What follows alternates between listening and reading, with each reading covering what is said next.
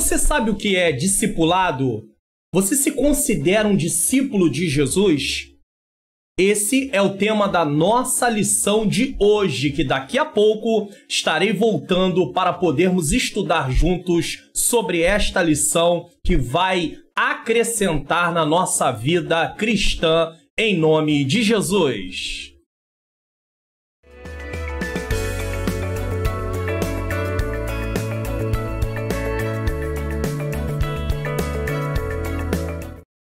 A paz do Senhor, quem vos fala é o pastor Mário Luna. Estamos em mais uma EBD comentada online. Hoje nós vamos estar estudando a urgência do discipulado.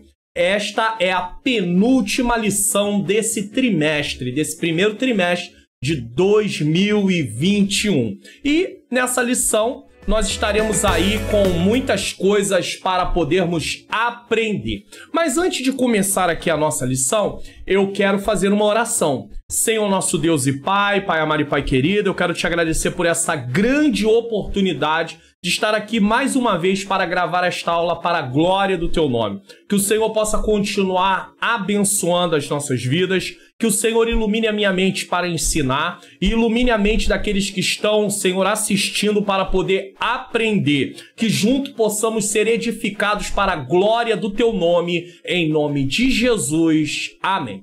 Pois bem, se você já se inscreveu no meu canal, você, por favor, compartilhe essa aula para que outras pessoas possam também serem edificadas. Você pode ir lá publicar essa aula lá no seu Facebook, ou quem sabe lá no seu WhatsApp, mandar para os seus amigos, para os seus contatos. Mas se você ainda não se inscreveu no meu canal, se inscreva no canal, ative o sininho das notificações para que você fique por dentro de tudo que vai sendo publicado em meu canal. Que o Senhor Jesus continue nos abençoando. Você pode ser um colaborador dessa obra através de compartilhar os vídeos no qual o Senhor tem nos dado a oportunidade para poder publicar.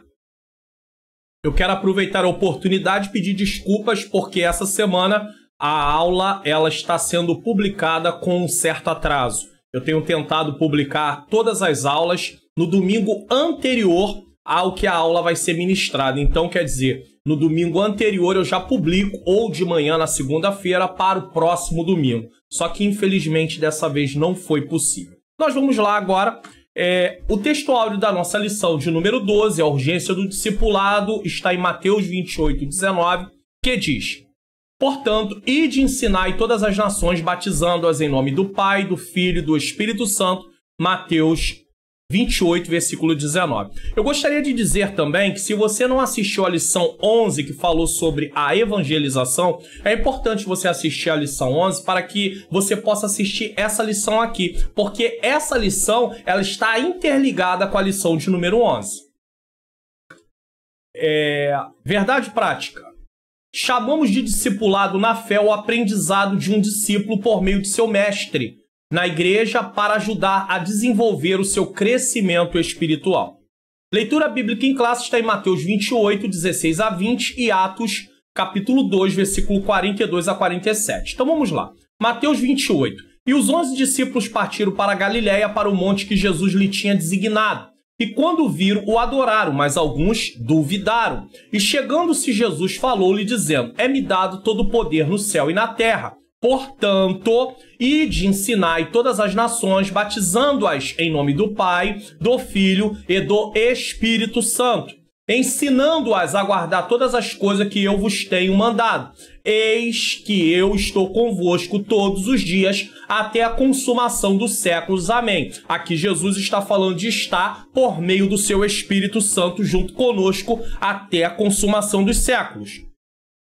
Atos 2, 42 a 47 vai falar como a igreja primitiva vivia depois que o Espírito Santo já estava entre eles, já tinha acontecido a descida do Espírito Santo. Atos 2, 42. E perseveravam na doutrina dos apóstolos. Então, eles estavam fazendo... O que os apóstolos estavam fazendo? Eles estavam cumprindo o que Jesus disse. Ide ensinai a guardar todas as coisas que vos tenho mandado. Então agora os apóstolos estão lá, fazendo o que Jesus tinha dito para fazer, e o povo está ali guardando aquilo que eles estão ensinando.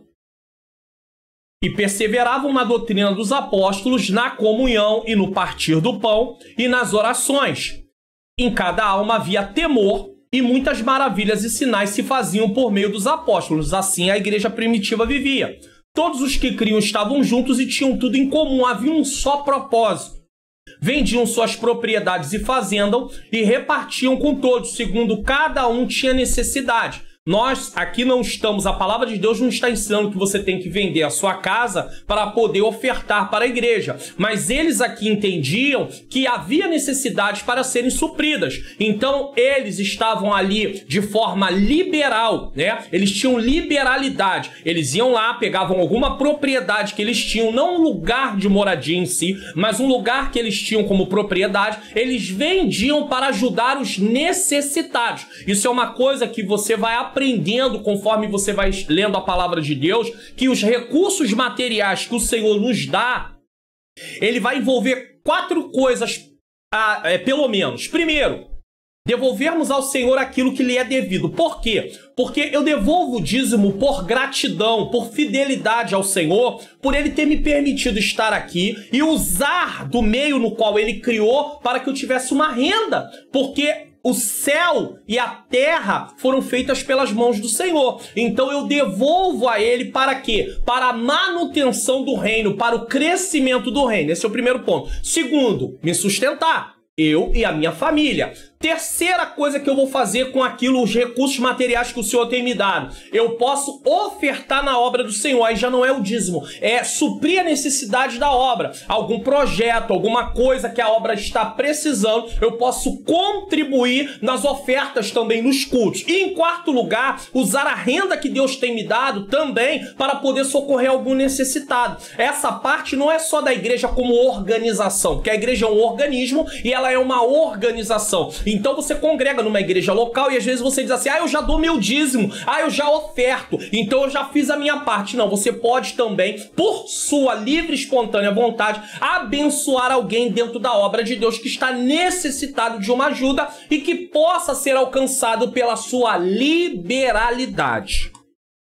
Então era isso que eles faziam. Eles vendiam propriedades e eles repartiam segundo cada um tinha necessidade. Quando o cristão experimenta essa questão de entender de fato o que Deus quer que ele faça com os recursos materiais que ele tem, isso vai fazer com que esse cristão ele possa ser mais abençoado. E não é uma troca, mas Deus está vendo que aquela pessoa está investindo no crescimento do reino. Então, se ele é um investidor do reino, Deus vai lhe dar condição para continuar investindo no reino. Agora, se ele é um investidor da sua própria vida e só pensa em si e na sua própria família, então ele vai viver a vida dele. Deus vai abençoar como abençoa, né? Dá graça comum como ele dá àquele que não o serve, mas ele não vai poder desfrutar de uma bênção de Deus, de prosperar a vida dele no sentido de o que ele fizer, Deus ser com ele, porque ele é uma pessoa que pensa só nele, tá? Não é questão de dizer aqui que Deus vai amaldiçoar a sua vida, mas Deus não vai ter um compromisso com você porque você não tem um compromisso com o reino dele. Então, se você tem um compromisso com o reino dele, ele vai abençoar a sua vida porque você é um mantenedor também do reino dele.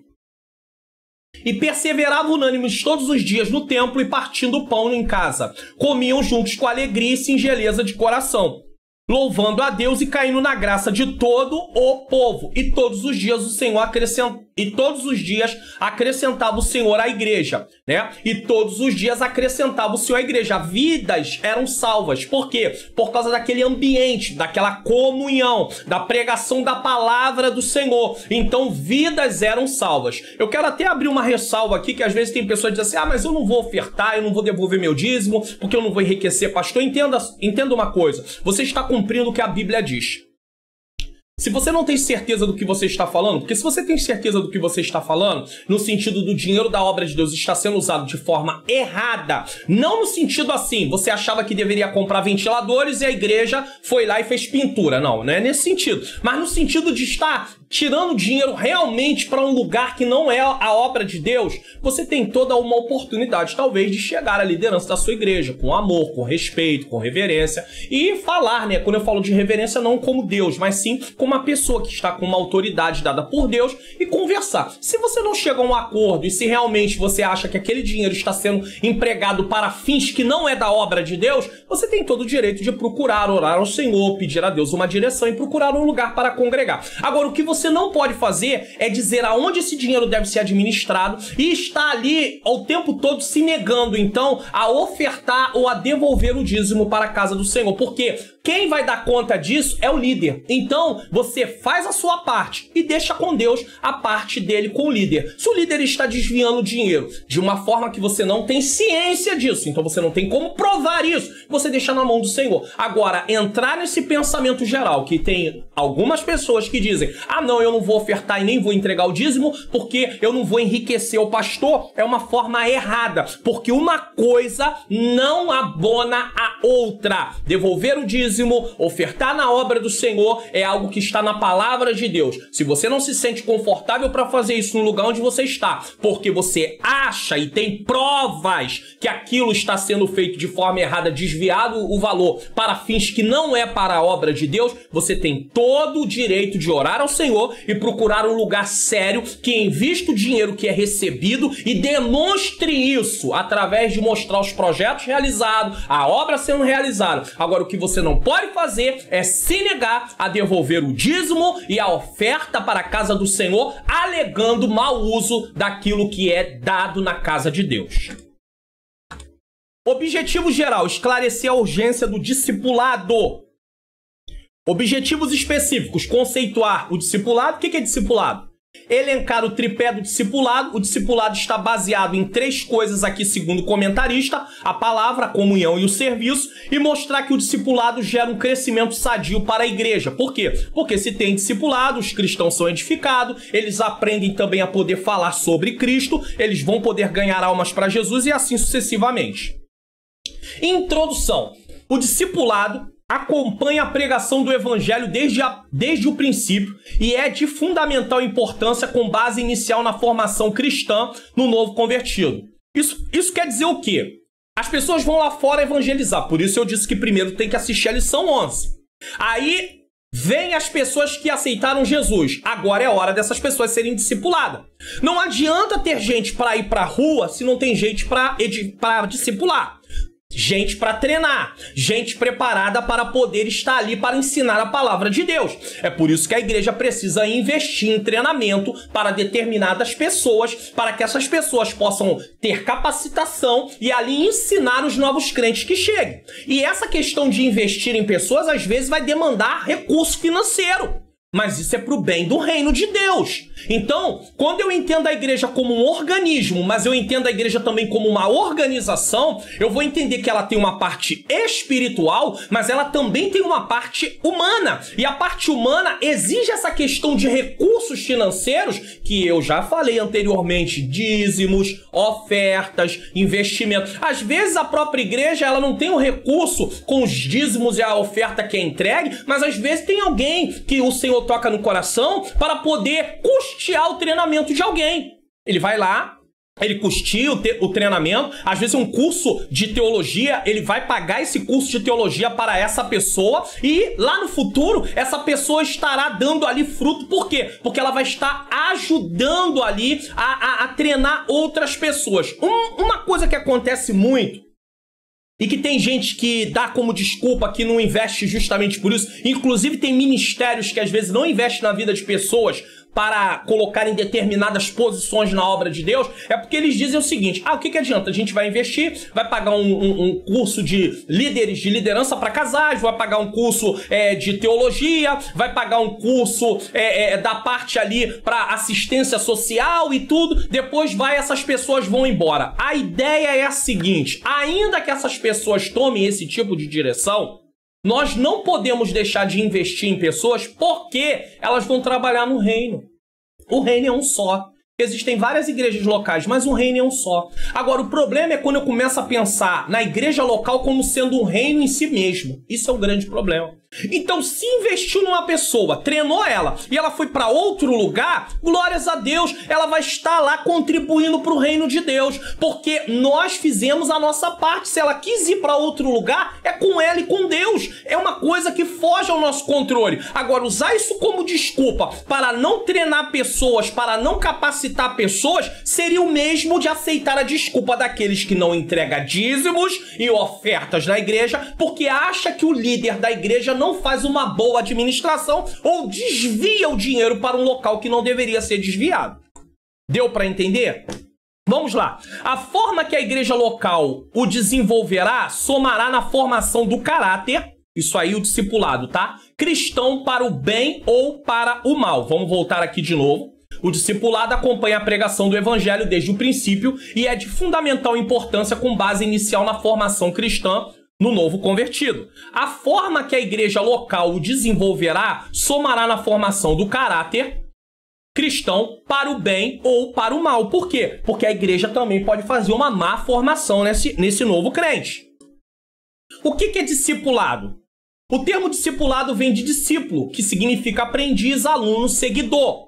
Isso vale no âmbito secular e religioso. Então, tanto no âmbito secular, discípulo é um aprendiz, é um aluno, é um seguidor, mas no âmbito religioso também. Qualquer sentido desse termo se aplica ao cristão. Ou seja, o cristão ele é um aprendiz, ele é um aluno e ele é um seguidor. E eu prefiro aqui colocar a palavra seguidor em ênfase nesse caso. Seguidor de quem? O problema maior é que hoje nós estamos encontrando pessoas que estão discipulando pessoas para serem seguidores seus e não de Jesus. Eu, pastor Mário Luna, não posso formar seguidores meus. Eu tenho que formar seguidores de Jesus.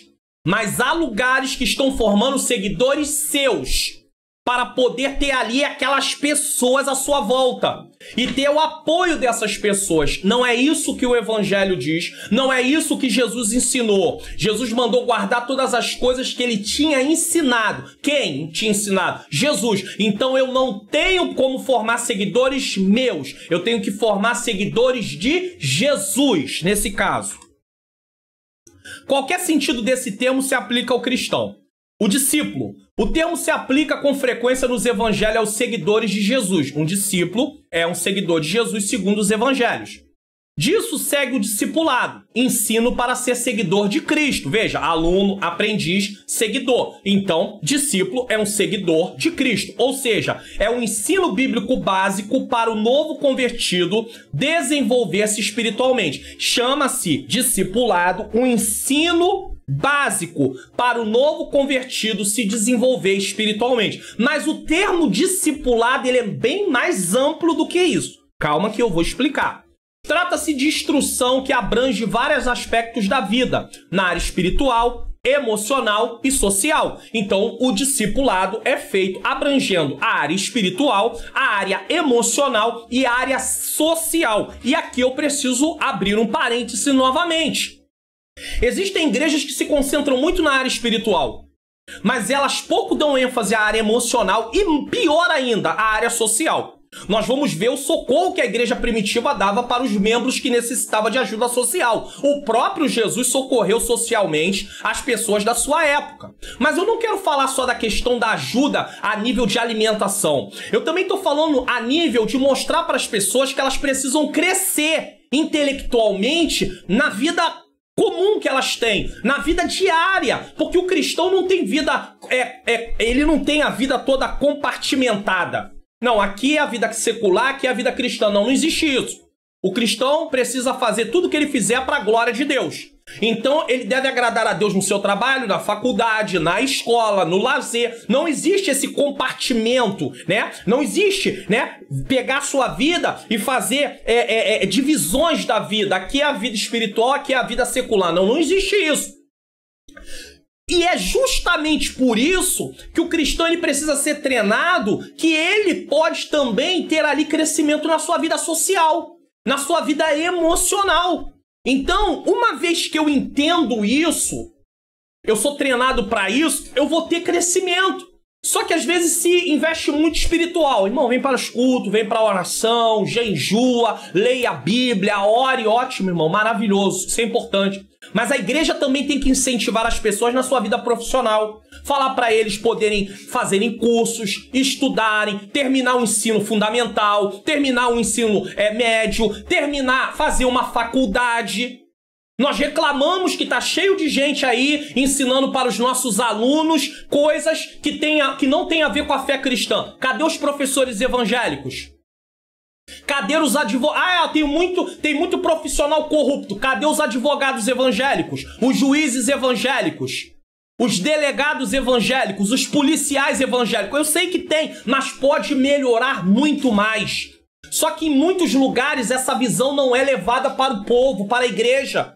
Incentivar as pessoas a estudar. No meio pentecostal, esse ensino é muito mirrado, muito pequeno. Nós olhamos outras denominações que eles investem mais nesse tipo de ensino. Então você vai ver em outras denominações que não são pentecostais, e eu não vou citar o nome delas aqui, para não dizer que eu estou fazendo defesa dessas denominações, que eles investem nisso. E aí você vai ver a formação de muitos pastores, ele às vezes tem 5 faculdades, 4 faculdades, 3 faculdades, 2 faculdades. E no meio pentecostal, cadê a formação, a nossa formação? Não tem! É pouca! Tem formação, mas é pouca!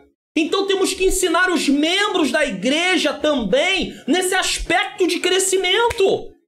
Não pode só focar a vida espiritual, espiritual. Focar nessas outras áreas da vida vai ajudar, inclusive, a melhorar o rendimento da obra de Deus, da igreja. A receita que a igreja recebe vai crescer. Porque imagine a igreja ter nela membros que são juízes, delegados, advogados, empresários. É preciso ter esse entendimento. Não tem só aqueles que vão estar trabalhando na obra. Tem aqueles que vão manter essa obra. É como a história de Elias. E naquele tempo Obadias, que se acredita que era aquele que estava ali sustentando aqueles profetas no tempo de Elias. Então tem que haver alguém por trás, alguém que ajude. E como é que alguém vai ajudar? Sendo uma pessoa apenas que ganhe salário mínimo. Não há nenhum problema em ganhar um salário mínimo. Glória a Deus que ainda se tem um salário mínimo. Mas a igreja precisa crescer a mentalidade nesse sentido.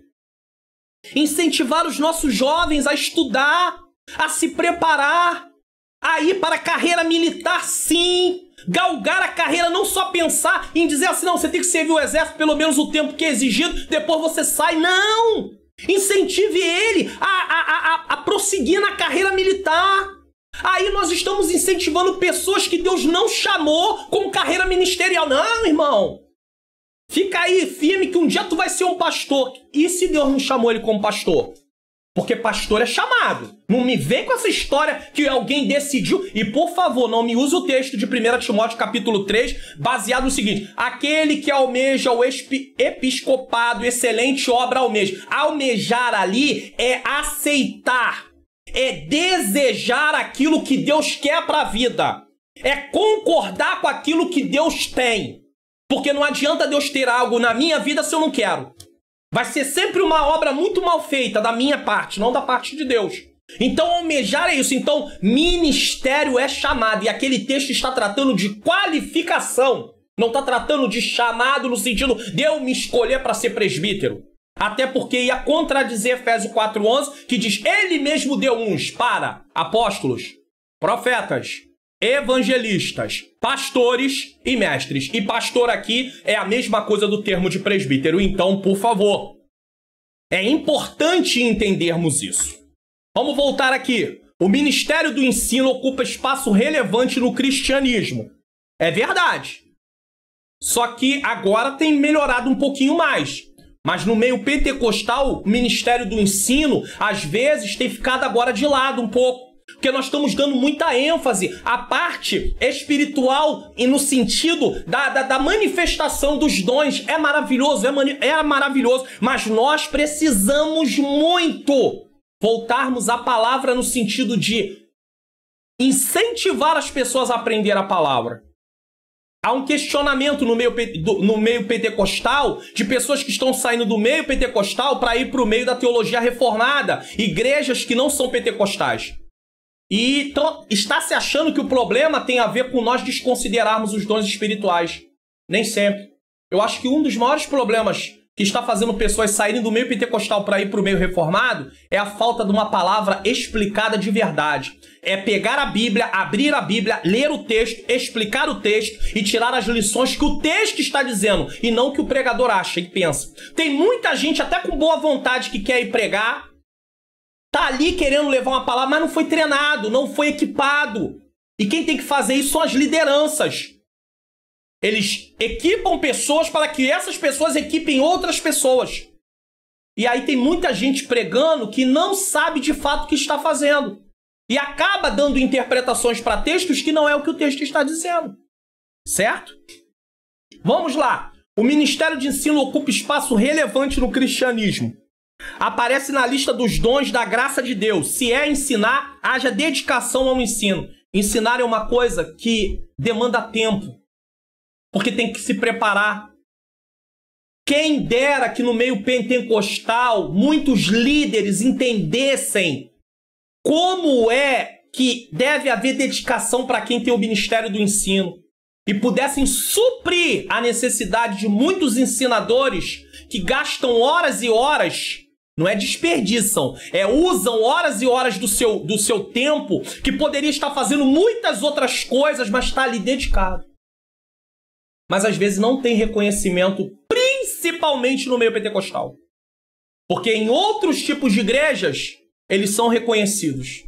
Então, no meio pentecostal, há essa grande deficiência. Se você é alguém que foi chamado para a área do ensino, você vai passar muita dificuldade. A não ser que você tenha paralelamente o seu próprio trabalho. Aí, se você tem o seu próprio trabalho, você não vai poder se dedicar tanto quanto. Por isso que Paulo disse que os presbíteros que estivessem na liderança e que se afadigassem na palavra deviam ser considerados dignos de valor financeiro. Ali está falando realmente de valor financeiro. Porque Paulo sabia que quem ensina vai gastar tempo. E não dá para conciliar o ensino com o trabalho lá do lado de fora, que não é da obra do Senhor. Eu sei que tem igrejas que estão começando e não dá para fazer isso. Eu sei, mas dá para ir trabalhando essa mentalidade para um dia fazer a migração e aquela pessoa que está ali dedicada àquela área no qual o Senhor chamou, ela possa viver também de acordo com a palavra de Deus. Discipulado por um lado, agora vamos explicar o discipulado de forma um pouquinho mais abrangente. Discipulado por um lado é o ato de aprender a seguir Jesus. A pessoa é ensinada a seguir Jesus. Por outro lado é o ato de ensinar a pessoas a seguirem Jesus. Então tem dois lados do discipulado. O ato de aprender e o ato de ensinar. De um lado estão aqueles que estão para aprender e de outro lado estão aqueles que estão ensinando, que era o lado dos apóstolos. Eles estavam ensinando aqueles que estavam chegando a seguir a Jesus. Mas esses apóstolos também foram ensinados por Jesus como deveriam seguir Jesus. Então aqui tem uma coisa bem interessante, preste atenção. Nesse caso chamamos de discipulador. Aquele que ensina a seguir a Jesus é um discipulador. Aquele que está aprendendo a seguir Jesus é um discípulo. Só que discípulo e discipulador são dois lados de algo que todo cristão vai precisar ser. Vamos entender melhor isso no ponto 3 desse tópico. Então depois a gente vai falar mais. A grande comissão, Mateus 28, 18 a 20, que é o texto da nossa leitura bíblica em classe. E o nome que se dá é o nome que se dá à comissão que o Senhor Jesus designou para a evangelização das nações. O verbo ensinar e ensinar a todas as nações, ou façam discípulos de todas as nações, na Nova Almeida atualizada, é uma versão da Almeida, é mateteu. Fazer discípulo, discipular. O discipulado não é opção, é mandamento divino para a edificação e crescimento espiritual de cada cristão. E aqui tem um problema, existem igrejas que não têm essa questão de discipular os novos crentes. Eles não se preocupam com isso. Eles se preocupam em dizer, vamos orar, vamos jejuar, vamos buscar, mas e a partir do discipulado? Não tem. Isso é um sério, é mandamento. Além do discipulado, ele também ordenou que esses novos discípulos guardem o que aprenderam. Então não é só ser discipulado, tem que guardar, é prática. Ensinando-os a guardar todas as coisas que vos tenho mandado, Mateus 28, 20. Ou seja, as doutrinas e os pontos doutrinários que Jesus ensinou. O livro de Atos mostra os apóstolos no cumprimento dessa palavra. Lá estavam os apóstolos fazendo aquilo que Jesus mandou fazer. Ensina a guardar. Atos 2,42, 4, 1, 2, 5, 21, 28. Atos 2,42 diz: e perseveravam na doutrina dos apóstolos, na comunhão e no partir do pão e nas orações.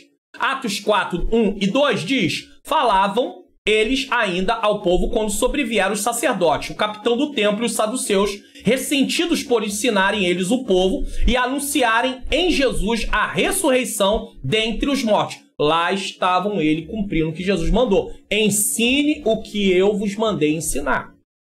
Atos 5, 21 e 28 diz: e ouvindo eles isto, entraram de manhã cedo no templo e ensinavam.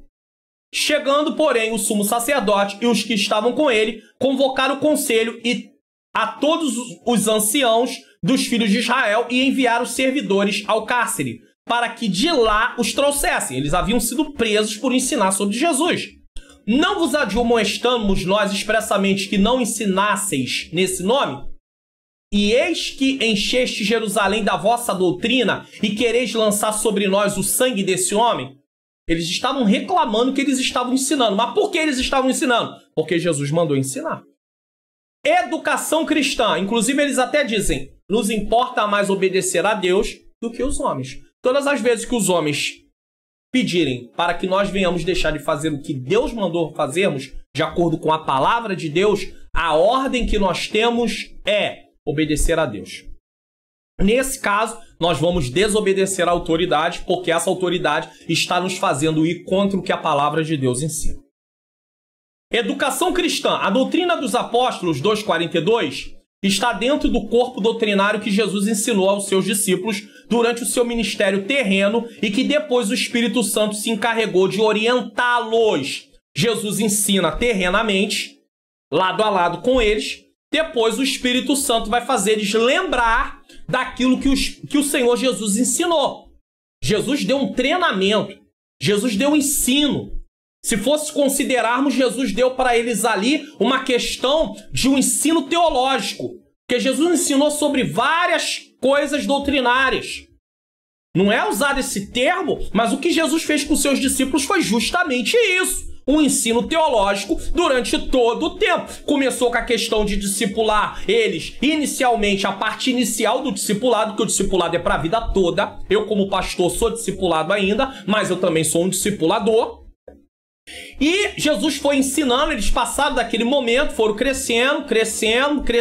Jesus continuou dando ensinamento para eles, discipulando eles, até que chegou o momento deles assumirem a posição para poderem também, além de ser discípulo de Jesus, que é seguidor de Jesus, ensinar outras pessoas a seguirem Jesus. Por que aprender a seguir a Jesus é uma coisa que nunca acaba na nossa vida? Porque se nós descuidarmos, nós vamos deixar de seguir Jesus. Então, por isso, eu sempre vou ser um discípulo. Mas eu também devo ser um discipulador. Eu preciso ensinar pessoas a seguirem a Jesus. Certo? Prosseguindo, o currículo de qualquer um dos nossos cursos teológicos constam diversas disciplinas sobre Deus e Jesus, o Espírito Santo, a Trindade, sobre os anjos, o homem, o pecado, sobre a expiação, a salvação, sobre a morte e a ressurreição dos mortos, sobre a sua vinda e a igreja. Só que na teologia, no curso de teologia, esses nomes vão mudando, tá? Para poder ter ali a disciplina. Então, por exemplo, quando a gente estuda sobre Deus, teontologia. Quando a gente estuda sobre Jesus, cristologia. Quando a gente estuda sobre o Espírito Santo, pneumatologia ou paracletologia em alguns cursos. Uma coisa importante a dizer é o seguinte: Pastor Mário Luna, por que é necessária essa questão da teologia em estudar assim separadamente? Porque a Bíblia vai falar de Deus de Gênesis e Apocalipse. Então, no curso de teologia, é feito um apanhado sobre tudo o que é falado e ali é ensinado de forma sistemática.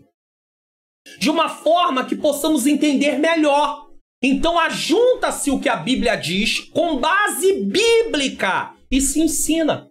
Então a teologia não é o bicho-papão. A teologia não serve para nos desvirtuar das coisas e da espiritualidade. Muito pelo contrário. Pessoas que alegam que alguém ficou carnal porque estudou teologia, na verdade ele já era carnal. Ele nunca foi espiritual. Entenda isso. Ou então ele estudou com as motivações erradas para se apresentar, para se mostrar, para dizer que sabe. E aí realmente não vai frutificar desse jeito. Então, sobre o Espírito, sobre a Trindade também, né? Sobre os anjos, angelologia, não é angiologia, é angelologia, porque angiologia é questão de coração, angina, tá? Homem, antropologia bíblica. Pecado, amartiologia. Expiação e salvação, soteriologia, doutrina da salvação, que é uma doutrina maravilhosa. Tá? A morte e a ressurreição dos mortos, sobre a sua vinda, escatologia. E a igreja, eclesiologia. Então são disciplinas que nós estudamos dentro da teologia para podermos entender melhor cada parte. Tá? Jesus falou e ensinou sobre tudo isso e muito mais. Como a teologia prática, a ética, aquilo que o cristão deve praticar no seu dia a dia. O ensino nesse contexto pode se referir também aos cursos de teologia. Então o que o comentarista está dizendo aqui? Quando Jesus ensinou aos seus discípulos, ele estava ensinando sobre Deus, sobre ele, sobre o Espírito Santo, sobre a igreja, sobre a salvação, sobre o pecado. Então Jesus deu um curso. Se nós fôssemos usar o termo atual, Jesus deu um curso para os seus discípulos. O mestre dos mestres, ele não estudou com professores hoje super conhecidos. Eles estudaram com o Senhor da Seara, o Rei dos Reis, o Senhor dos Senhores. É claro que através do Espírito Santo nós estamos aprendendo também com o Senhor. Seja em casa, meditando na palavra, seja num curso de teologia. Mas aqui é para cair essa questão de achar que teologia é algo que não é de Deus. Tem gente que ocupa púlpito de igreja. E alguns pastores ainda permitem que ele fale o que fala e não falam nada depois. Porque esse tipo de coisa deveria ser acertado de uma forma amorosa, mas dizer, irmão, respeitamos que o senhor ou a senhora não queira fazer teologia. Só que teologia é isso, e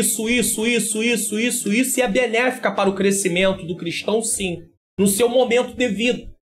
Começa com a escola bíblica dominical, o novo convertido, sendo discipulado. Depois que ele tem um tempo já na presença do Senhor, né? Um ano, alguma coisa a mais, ele já pode adentrar um curso de teologia. Sim, por que não? Então tem que se mostrar isso. Muitos cristãos, por desconhecerem, aí vamos lá. Muitos cristãos, por desconhecerem de fato o que é teologia, reprovam, inclusive, quem estuda teologia. Quer ser visto de uma forma de ser desmerecido? Em alguns lugares, principalmente onde a ênfase é manifestação do Espírito Santo através de línguas estranhas, profecia, revelação, visão, não há nenhum problema disso. Mas geralmente essas pessoas que só se voltam para esse lado, elas desconsideram quem estuda a palavra, quem quer aprender sobre a palavra, porque elas acham que a letra mata, mas o Espírito vivifica. A letra nesse texto não está falando de estudo em si, está falando do Antigo Testamento. Agora precisa estudar para saber disso, senão você vai pensar que a letra em si é o estudo. Não é disso que Paulo estava tratando. Paulo estava falando que aqueles que confiavam na lei, letra como lei, tá? Antigo Testamento que eu estou falando aqui é lei. A letra como a lei, ela não salvava ninguém. O ministério no qual vai trazer salvação é através do Espírito. Uma nova vida. É disso que Paulo está tratando. Então, aí as pessoas usam esse texto para dizer, não estude, porque a letra mata. Falta de conhecimento. Se tivesse conhecimento, não erraria gravemente. Errais não conhecendo as Escrituras, nem o poder de Deus. Quem fala isso, erra porque não conhece. Se estudasse, saberia que aquele texto não está condenando o estudo da palavra de Deus. Tá? Vamos prosseguir aqui. Eles acham que estudar teologia é desnecessário, pois o que importa é ser cheio do Espírito Santo. Agora vamos lá. Tá bom, ser cheio do Espírito Santo. Então vamos lá. Porém, como podemos ter certeza que temos uma vida agradável a Deus sem conhecê-lo através da sua palavra? Se Deus se revelou por meio da palavra e eu desconsidero a palavra para ter uma vida cheia do Espírito Santo, de repente eu posso estar cheio de alguma coisa que não é o Espírito Santo, porque eu não tenho no que me basear em relação ao que eu estou cheio. Então eu preciso da palavra, que vai ser o que vai medir, que vai ser o que vai avaliar, que vai ser o que vai analisar se de fato eu estou ou não cheio do Espírito Santo. Certo? Existem várias definições para a teologia. Porém, quero ser bem simples. O termo teologia é formado pela combinação de duas palavras gregas, theos, que significa Deus, e logos, que significa razão, sabedoria ou pensamento. Portanto, teologia significa literalmente pensamento de Deus ou raciocinar sobre Deus. Na vida comum do dia a dia, as pessoas, de certa forma, em um nível diferente, também fazem teologia. Porque todas as vezes que eu trato de alguma coisa sobre Deus, eu estou fazendo teologia. Só que aí é uma teologia, às vezes, popular, que é baseada em achismos e não no que a Bíblia diz. Teologia é qualquer reflexão sobre as questões essenciais da vida que aponte para Deus, viu? Certo autor definiu teologia como a fé em busca de entendimento. Bom, vamos lá. Fixando o tópico 1, o vocábulo discípulo no Novo Testamento carrega consigo a ideia de seguidor de Jesus Cristo. Lembrando, para fixar, discípulo tanto pode ser alguém que está sendo ensinado a seguir a Jesus, como alguém que está ensinando, discipulado, alguém que está ensinando alguém a seguir a Jesus. Então, o discipulado tanto envolve a questão de ensinar a seguir, como a seguir a Jesus. Vamos prosseguir. O tripé do discipulado, palavra, comunhão e serviço. Essa trilogia, Essa trilogia, palavra, comunhão e serviço, era a marca da igreja de Jerusalém logo após o Pentecostes. Nós lemos isso em Atos 2, 42 a 47. Isso influenciou a maioria das igrejas de todos os lugares, em todas as épocas, e continua valendo atualmente. Palavra. Vamos lá. Palavra. Bíblia. Estudar a palavra. Essa aqui é uma Bíblia de estudo, mas eu estou falando da Bíblia em si. Palavra de Deus. Não é o que eu acho, não é o que eu penso. Estou falando da palavra de Deus. Vamos lá. A autoridade das Escrituras é singular e única, pois sua fonte é o próprio Deus. Foi Deus quem revelou. A Bíblia é a revelação de Deus para a humanidade. E aqui está o plano da salvação. Ao mesmo tempo que Deus se revela, ele mostra qual é o seu plano. Então vamos lá. A autoridade das Escrituras é singular e única, pois a sua fonte é o próprio Deus. Elas foram faladas primeiramente pelos profetas do Antigo Testamento e depois pelos apóstolos do Novo Testamento, 2 Pedro 3:2.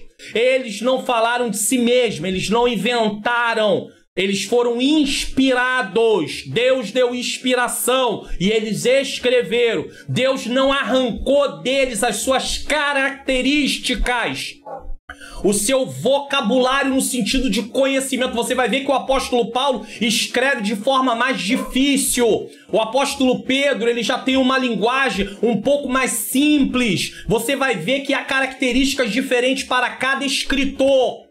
Mas a inspiração Deus deixou ali que pudesse ser mostrado a forma da personalidade, das características da pessoa, mas o que Deus mandou escrever foi o Senhor, não foi uma coisa assim, Deus mandou falar sobre isso, então deixa eu acrescentar isso, e não.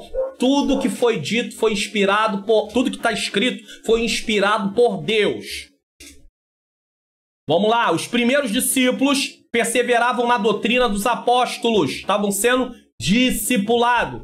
Isso quer dizer que eles continuavam no aprendizado sobre o comando dos apóstolos, estavam aprendendo. Apóstolos tinham sido discipulados, agora eles estão discipulando os primeiros discípulos. Eles continuam sendo discípulos de Jesus, mas eles também estão discipulando, como discipulador.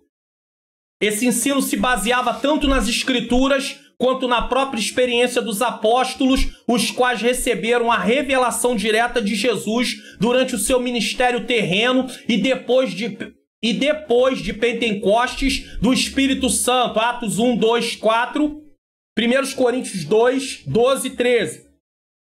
Na atualidade não temos os apóstolos em pessoa conosco. No entanto, eles ainda nos ensinam pela palavra de Deus, a Bíblia. O que ele está dizendo aqui? Ele está dizendo que o Antigo Testamento, que os apóstolos tinham, eles se baseavam no seu ensino no Antigo Testamento, juntamente com o que Jesus havia dito para eles, juntamente com o que o Espírito Santo estava ali inspirando eles também.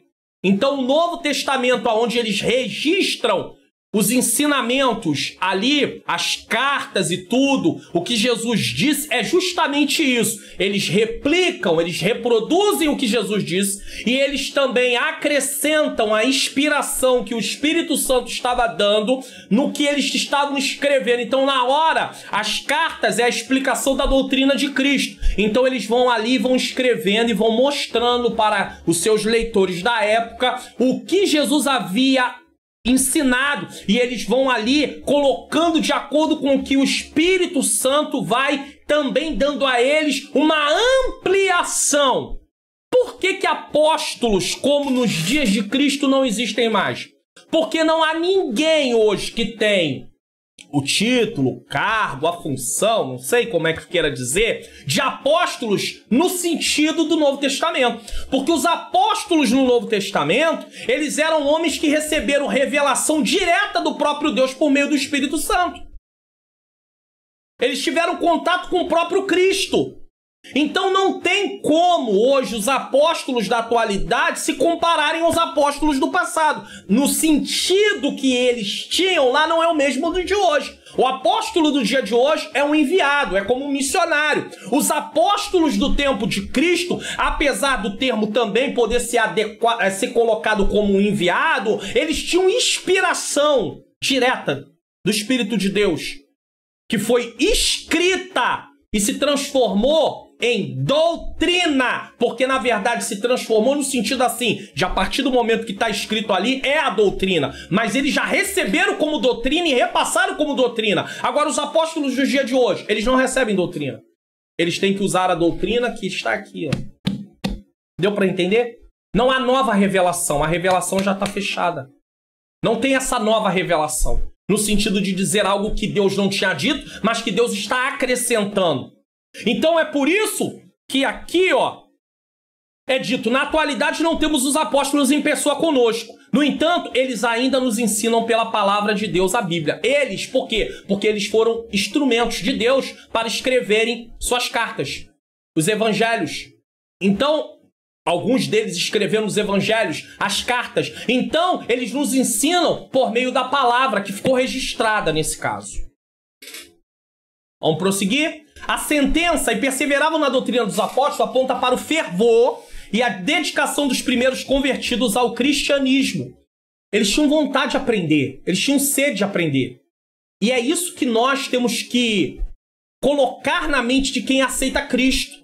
Porque se nós não tivermos essa mentalidade, quem aceita Jesus vai se preocupar muito com se encher no sentido de vou buscar dons espirituais, vou buscar experiências espirituais, mas não quer aprender Bíblia.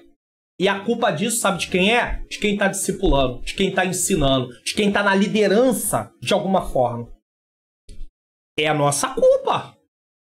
Então, eles têm que ser ensinados assim. Eles vão chegando e eles vão observando. Se tem gente que dá muito mais ênfase à parte espiritual no sentido de revelações, dons, não há nenhum problema, nós somos pentecostais, mas tem que haver um equilíbrio, até porque tudo parte da palavra. Se ele vê, é claro que ele vai seguir esse mesmo caminho. E o pior de tudo, se ele ainda é criticado porque ele quer começar a estudar a palavra, piorou ainda. Eles se voltavam para os apóstolos constantemente a fim de receber instrução sobre o evangelho de Cristo, sua pessoa e obra. Veja que era justamente isso que os discípulos de Jesus faziam. Quando eles tinham dúvida, para quem eles iam perguntar? Para o discípulo. Para Jesus. Os discípulos, quando tinham dúvida, iam perguntar para quem? Para Jesus. Os novos crentes aqui nesse tempo, quando eles tinham dúvida, eles iam conversar com quem? Perguntar para quem? Para os apóstolos. Mateus 16, 18 e 19, Lucas 24, 46. E sobre a responsabilidade deles com seus seguidores. Então vamos ver aqui, eles se voltavam para os apóstolos constantemente a fim de receber instrução sobre o evangelho de Cristo, sua pessoa e obra. Mateus 16, 18. E sobre esta pedra, Cristo, edificarei a minha igreja, as portas do inferno não prevalecerão contra ela. E sobre a responsabilidade deles como seus seguidores. Eles tinham que aprender o que eles tinham que fazer como seguidores de Jesus. Mateus 5 a 7 vai falar sobre a ética do reino. Jesus estava ensinando ali para os judeus. Depois os apóstolos vão ensinar também para os gentios. Temos que levar em consideração um fato aqui muito importante. Quando eles falavam para judeus, eles estavam falando para alguém que já tinha noção de Deus e das coisas de Deus e dos mandamentos de Deus. Quando eles vão falar para gentios, gente que nunca tinha tido contato com as coisas de Deus, eles têm que começar pelo A, E, I, O, U. E é assim que nós precisamos entender. Se nós pegarmos uma pessoa que já foi iniciado dentro de um lugar onde aprendeu algumas coisas que na Bíblia não é daquela forma, nós não vamos começar com ele pelo A, E, I, O, U. Nós vamos começar com ele de certo ponto, porque ele já teve um aprendizado lá. Mesmo fora do cristianismo como nós estamos, não está dentro aí da igreja protestante, de repente vem de um lado que não é da igreja protestante, seja batista, metodista, Assembleia de Deus, mas não é, então nós vamos ensinar. Mas esse ensino ele não vai começar lá do zero, porque ele já tem uma certa noção de algumas coisas. Então Jesus ensinou lá a conduta daqueles que passariam a fazer parte do reino. Mateus 5 a 7, é só ler. Jesus deu várias instruções. Jesus mostrou que algumas coisas que eles estavam fazendo, eles não estavam praticando o que a palavra de Deus dizia, e sim o que eles passaram a entender do que a palavra de Deus estava dizendo. Isso era ruim. Jesus acerta o entendimento deles. Pois Jesus havia nomeado seus seguidores imediatos para que fossem professores desses aprendizes. Quem eram esses seguidores imediatos? Os apóstolos. Mateus 28, 20. Esses seguidores imediatos formaram outros seguidores que passaram a discipular outros e outros e outros até que o evangelho chegou a mim e a você e que nós temos que continuar ensinando. E aí tem aqueles que vão lá para a evangelização, tem outros que estão também envolvidos com a evangelização, mas numa camada diferente, que é o discipulado, e assim a obra de Deus continua. De nada adianta a igreja ir para as ruas testemunhar sobre Cristo se não houverem pessoas capacitadas pelo Espírito Santo e preparadas dentro da área do ensino para realizarem a tarefa do discipulado dos novos crentes. E é aqui que a igreja vai precisar investir em ensinamento para os professores poderem ensinar esses novos crentes. Mas se a igreja não disponibiliza verba para colocar essas pessoas até num curso de teologia e custear esse curso deles, às vezes essas pessoas não têm dinheiro para fazer isso. E aí vai haver o quê? Uma deficiência na obra de Deus. E daqui a pouco tem gente ensinando que a Bíblia não ensina porque ele não foi ensinado, não foi treinado. E aí ele está tentando discipular gente que ele mesmo não entende do que ele está falando. E aqui não é desmerecer ninguém, mas é mostrar que para ensinar tem que aprender. Entenda, quem quer ensinar primeiro tem que sentar para aprender. Não tem como ensinar sem aprender. Os discípulos de Jesus primeiro aprenderam durante 3 anos e meio aproximadamente para depois ensinar. Deu para entender? Eles tiveram lá, entre aspas, um curso de teologia com o mestre dos mestres durante 3 anos e meio. E aí? Agora eles podem ensinar. Agora, como é que a gente vai pegar pessoas e colocar na frente de uma escola bíblica dominical como professor se ele não teve nenhuma instrução? Se ele não foi treinado? Ah, pastor, mas ele tem boa vontade. Tá, mas a boa vontade dele pode fazer ele errar. Porque ele não conhece. E eu não estou dizendo que quem estudou não vai errar. Eu estou dizendo que nós temos que fazer a nossa parte. Deus não vai fazer.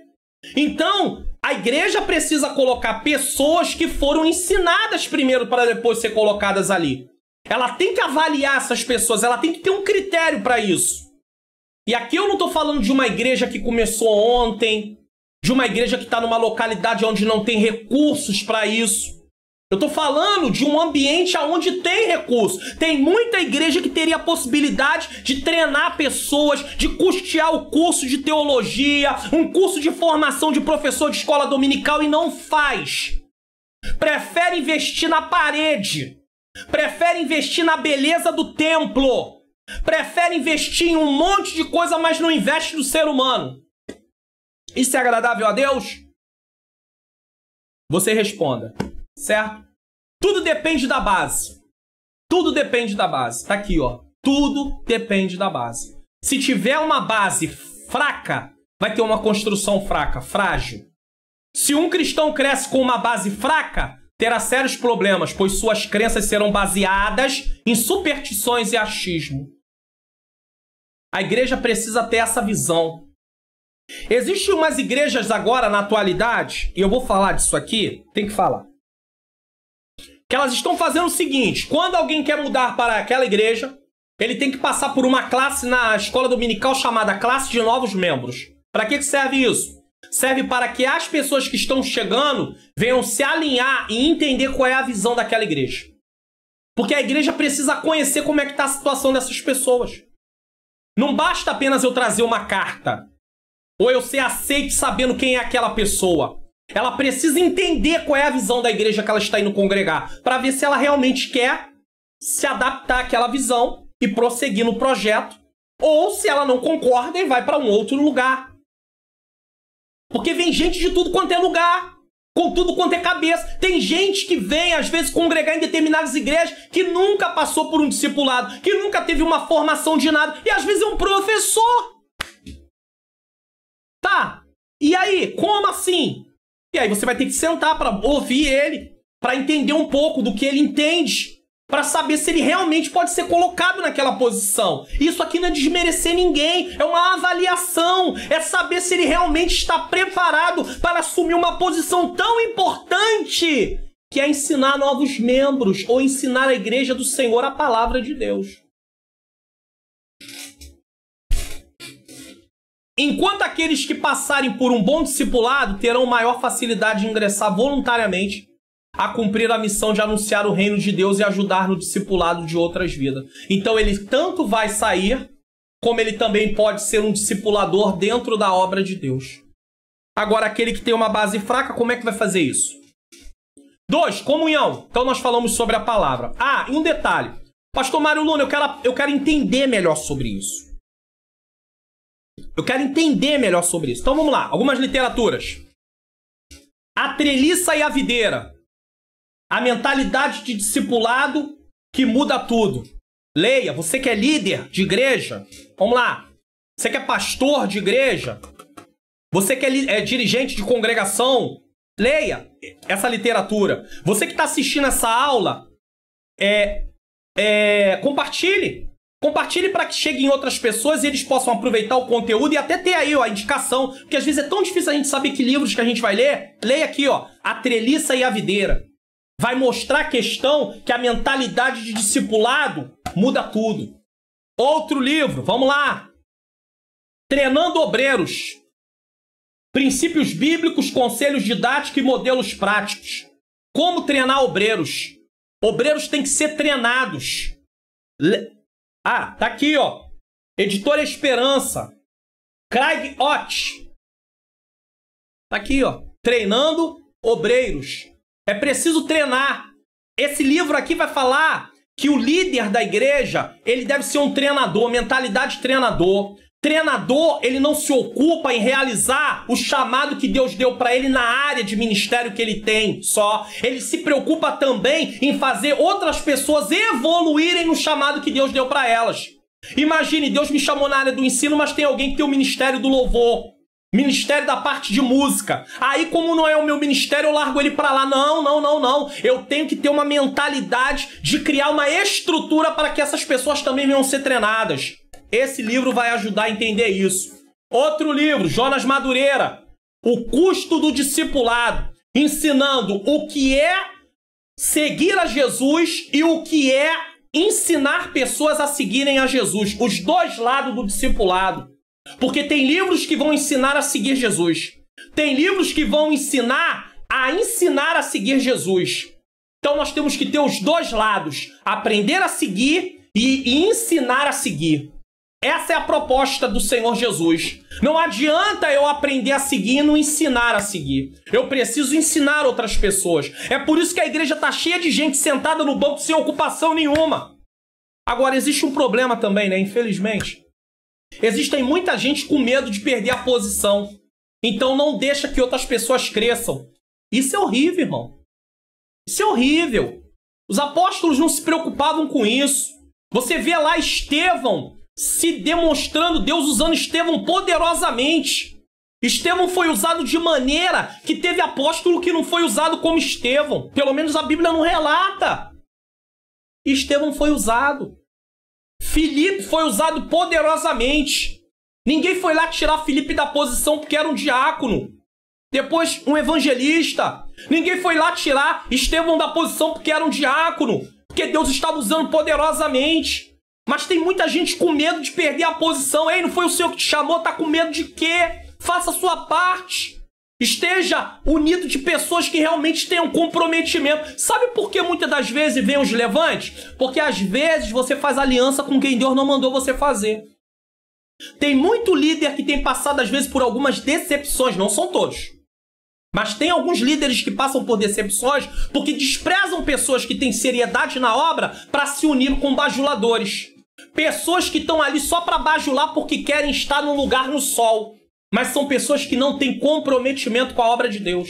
E aí depois vem a facada. Aí não diga que ninguém avisou, porque você está sendo avisado. Você está vendo essa lição? Você está assistindo essa lição? Compartilhe, porque pode chegar alguém que está numa liderança de congregação, numa liderança de igreja, que pode ser beneficiado pelas instruções dessa aula. E aí ele vai, opa, não, eu não posso fazer isso. Eu tenho que ter cuidado, eu tenho que estar ali com pessoas ao meu lado, me assessorando, pessoas que tenham realmente compromisso. É claro que o líder não vai querer apenas ter pessoas na sua igreja que tenham compromisso e dizer assim, não, pessoas que estão aprendendo a ter compromisso não servem. Não é isso que eu estou dizendo. Mas existem posições estratégicas que não dá para negociar, colocar gente que não sabe o que quer. Gente que está pensando em cargo, em posição, em ser visto. Em ser aplaudido. Isso não pode. Vamos lá? A comunhão. Ter tudo em comum e partilhar da mesma crença é comunhão, tá? A palavra grega koinonia, comunhão, significa compartilhar ou participar mutuamente de algum evento comum ou acordo. No Antigo Testamento, a ideia de comunhão diz respeito ao relacionamento da pessoa com seu próximo. Salmo 133, 1. Quão bom e suave é que os irmãos vivam em união. É como o óleo que desce sobre a barba e a barba de Arão. Inclusive vai falar ali da questão, né? Parece que está falando da questão ali, inclusive, da consagração do sacerdote, do sumo sacerdote. Que momento especial, tá? E nunca do ser humano com Deus. Então essa comunhão aqui é do ser humano com o ser humano.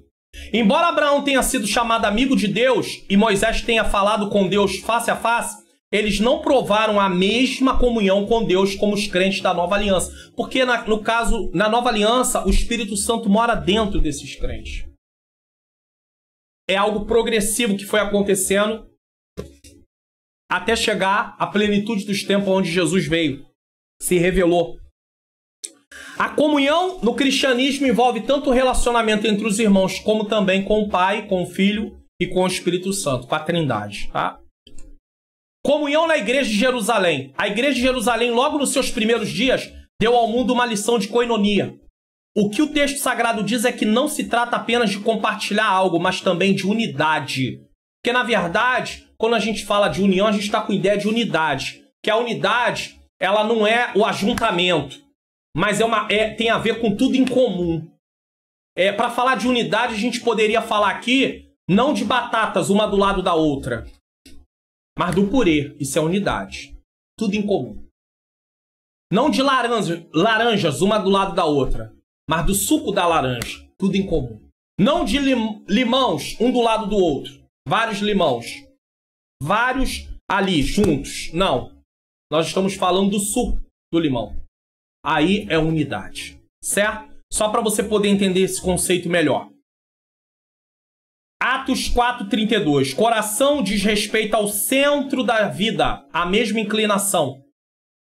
Alma é a sede das emoções. Fala dos mesmos afetos e sentimentos. Então, a mesma inclinação, os mesmos afetos e os mesmos sentimentos. Filipenses 2:3, 1 João 3:16, 18. Todos os crentes tinham o mesmo propósito, a mesma esperança, servindo ao mesmo Senhor.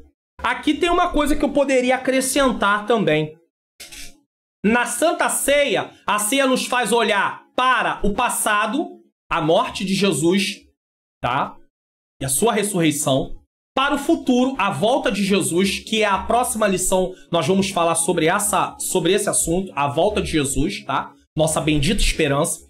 Também a ceia nos remete a olhar para dentro, examine-se o homem a si mesmo, saber se de fato eu estou participando da ceia com o coração voltado, a minha mente voltada e a prática de vida de ser um cristão, porque eu posso apenas estar tomando ceia, mas não ter nada de conduta de cristão. E também em volta, a ceia também me remete a olhar em volta, que é a comunhão com meus irmãos, ver se está alguém faltando, se tem alguém que não veio, se tem alguém necessitado de algum auxílio, de algum socorro, de um abraço, de um aconselhamento, de socorro financeiro. Então, isso é comunhão. Conforme Atos 5, os membros da igreja primitiva mantinham até o mesmo as posses materiais em comum. Até as posses materiais eles tinham em comum. Paulo fala de compartilhar as experiências. Se um membro sofre, todos os outros sofrem com ele. E se um membro é honrado, todos os outros membros se alegram com ele. Como é que eu vou saber se alguém sofre se eu não quero nem sentar perto dessa pessoa, se eu nem tenho um diálogo com essa pessoa? O relacionamento do cristão não pode estar baseado em afinidade. Eu ouvi um pastor dizer isso é uma grande verdade. O relacionamento do cristão tem que estar baseado em comunhão. Nada impede que você tenha um achego maior a alguém ao ponto de levá-lo na sua casa ou ele na sua casa. Eu sei que nem todos vão na sua casa e nem você vai na casa de todos. Mas o relacionamento do cristão não pode estar baseado em afinidade. Tem que estar baseado em comunhão. Porque se estiver baseado em afinidade, você vai aceitar uns e desprezar outros.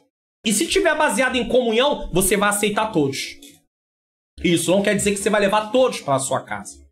E nem que você vai na casa de todos. Mas quer dizer que você vai ver todos como irmãos, todos como pessoas que têm o mesmo sentimento, o mesmo coração, o mesmo propósito. E você, se ele precisar ser socorrido, você vai estar pronto a socorrê-lo. Como ele também deverá estar pronto a socorrer você.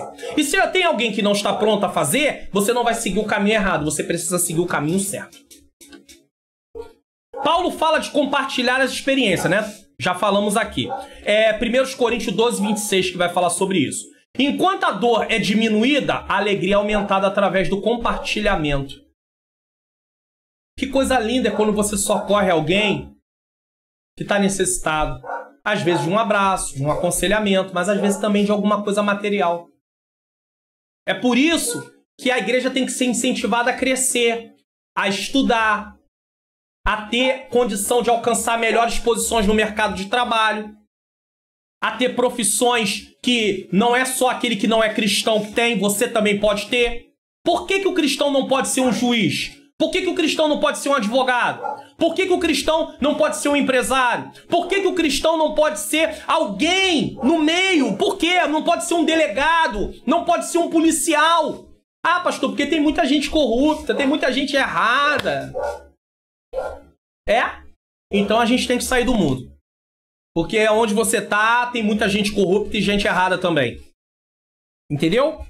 Sendo que em posições que você vai crescendo, eu falei aqui de alguma, um engenheiro, um arquiteto. Tem várias posições, vários cargos. um professor? Por que o cristão ele não pode ser formado? Não ter uma graduação, uma pós-graduação, um mestrado, um doutorado. Por quê? Por que o cristão não pode ser um cientista? Por quê? Qual o problema? Um astrônomo? Por que ele não pode ser? Tudo para a glória de Deus. Então temos que incentivar essas pessoas, sim, a crescer, sim, porque assim essas pessoas também vão poder ajudar, socorrer outras pessoas. Agora, se a gente criar uma mentalidade na cabeça do cristão, que ele só tem que ir para os cultos, não cuidar da sua vida material no sentido, da sua vida profissional, desculpa, que material a vida é no sentido, ele tem a vida espiritual, mas envolve tudo. O que vai acontecer? Esse cristão vai ser uma pessoa que não vai ter objetivo de vida. A igreja pode ajudar a nortear pessoas nesse sentido. Ela pode contribuir muito, seja com os jovens, seja com os que têm um pouco mais de idade, incentivar essas pessoas, criar mecanismos para que essas pessoas possam crescer. Mas não, vamos incentivar só a orar, ler Bíblia, sim, mas a vida não se consiste só nisso, até porque quem é que vai custear o reino de Deus? O não crente?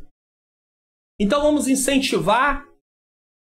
A gente fica reclamando de pessoas aí no mundo da moda que fazem aí uma moda que é injusta, uma moda anticristã. Por que não tem pessoas no mundo da moda cristãos? Pessoas que desenham roupas. Por que não tem? Então vamos incentivar o nosso povo a crescer também com uma mentalidade cristã. Sabe o que aconteceu durante muitos anos? Colocaram na cabeça do cristão que ele não tem que se envolver com nada desse mundo porque ele não é desse mundo. Não se envolva com o sistema no sentido de viver como o mundo. Mas enquanto estamos aqui, precisamos cumprir as coisas que estão sobre nossa responsabilidade. Sabe o que Deus me faz lembrar falando aqui sobre isso? Quando Deus levou o povo para a Babilônia. O povo estava desmotivado. Jeremias é usado para dizer, olha, pode começar a plantar aí, hein? Pode começar a construir casa aí, hein? Pode começar a frutificar aí, hein? Porque vocês vão passar um tempo aí. Então não fiquem com esse pensamento de ficar sem fazer nada, não. Podem continuar a vida normalmente aí, durante o tempo que Deus está permitindo. Então nada impede que nós venhamos estudar, que nós venhamos crescer, que venha ter posicionamento no mercado de trabalho. Glórias ao nome do Senhor por isso. Eu preciso falar sobre isso aqui. Os crentes devem carregar os fardos um dos outros. Gálatas 6:2. Serviço. Trata-se de um termo que significa amplo nas escrituras sagradas. O termo visto isoladamente quer dizer um trabalho realizado para alguém ou algo seguindo as suas instruções. Porque nós vimos aqui o tripé do discipulado como palavra, comunhão e agora está falando de serviço. O termo no Antigo Testamento se relaciona na maioria das vezes aos sacerdotes no santuário e também a qualquer pessoa temente a Deus. Josué 24:15.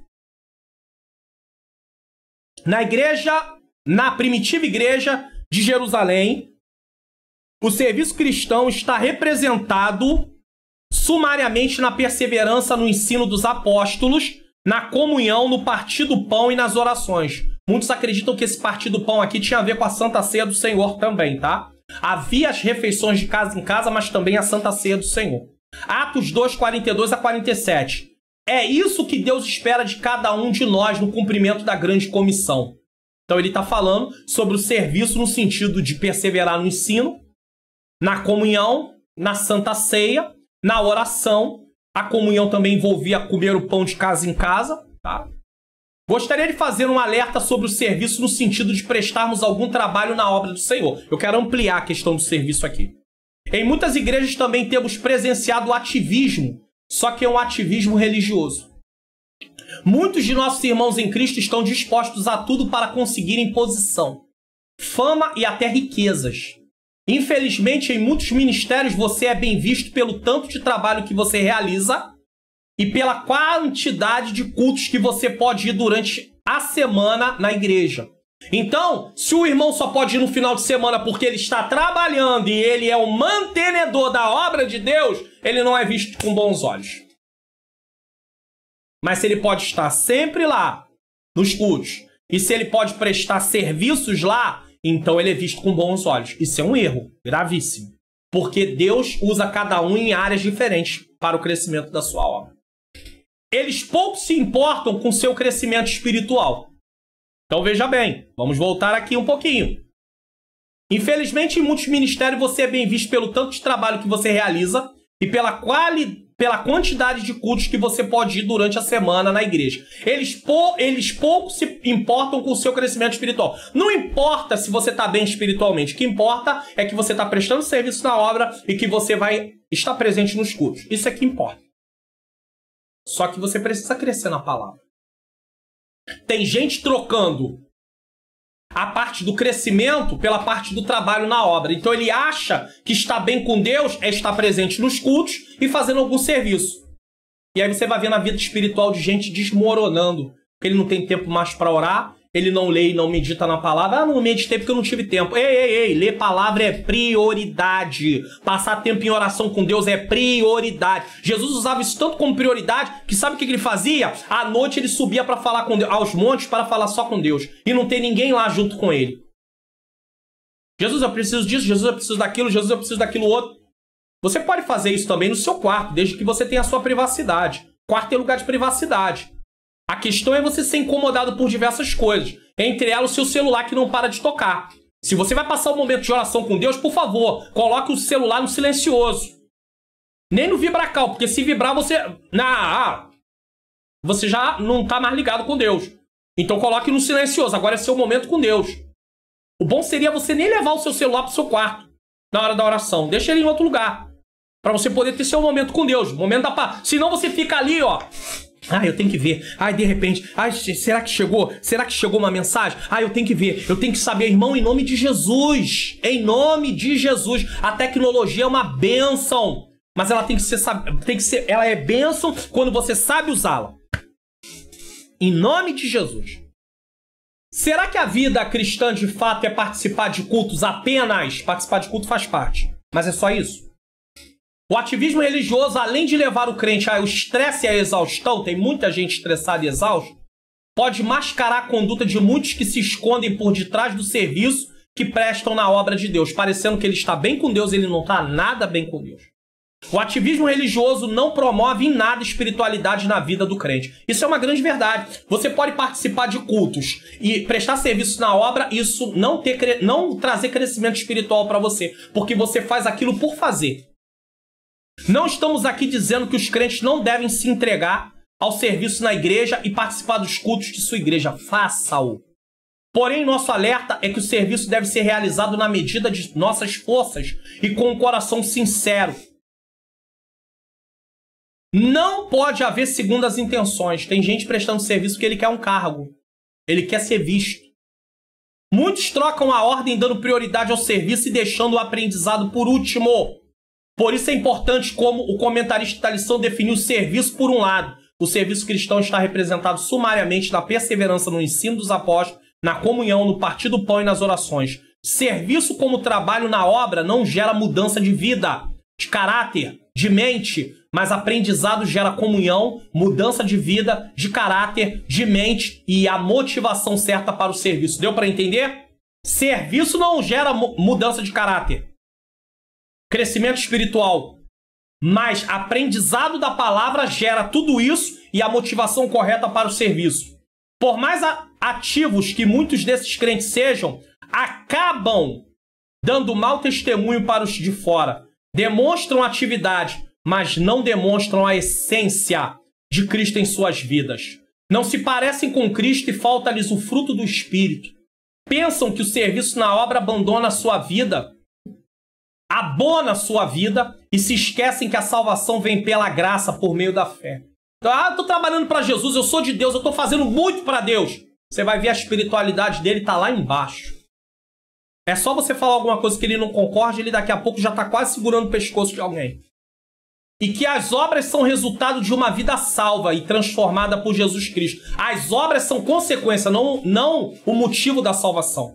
Uma outra coisa que eu quero falar aqui também é sobre a questão de ter cuidado com o serviço. Em que sentido? É priorizar o serviço da obra, os cultos e abandonar a família. Tem muitas esposas que parecem viúvas de marido vivo. Tem muitos maridos que parecem viúvos de esposa viva. Porque elas estão tão envolvidas na obra que elas esqueceram que são casados. Eles estão tão envolvidos na obra que esqueceram que são casados. Como assim?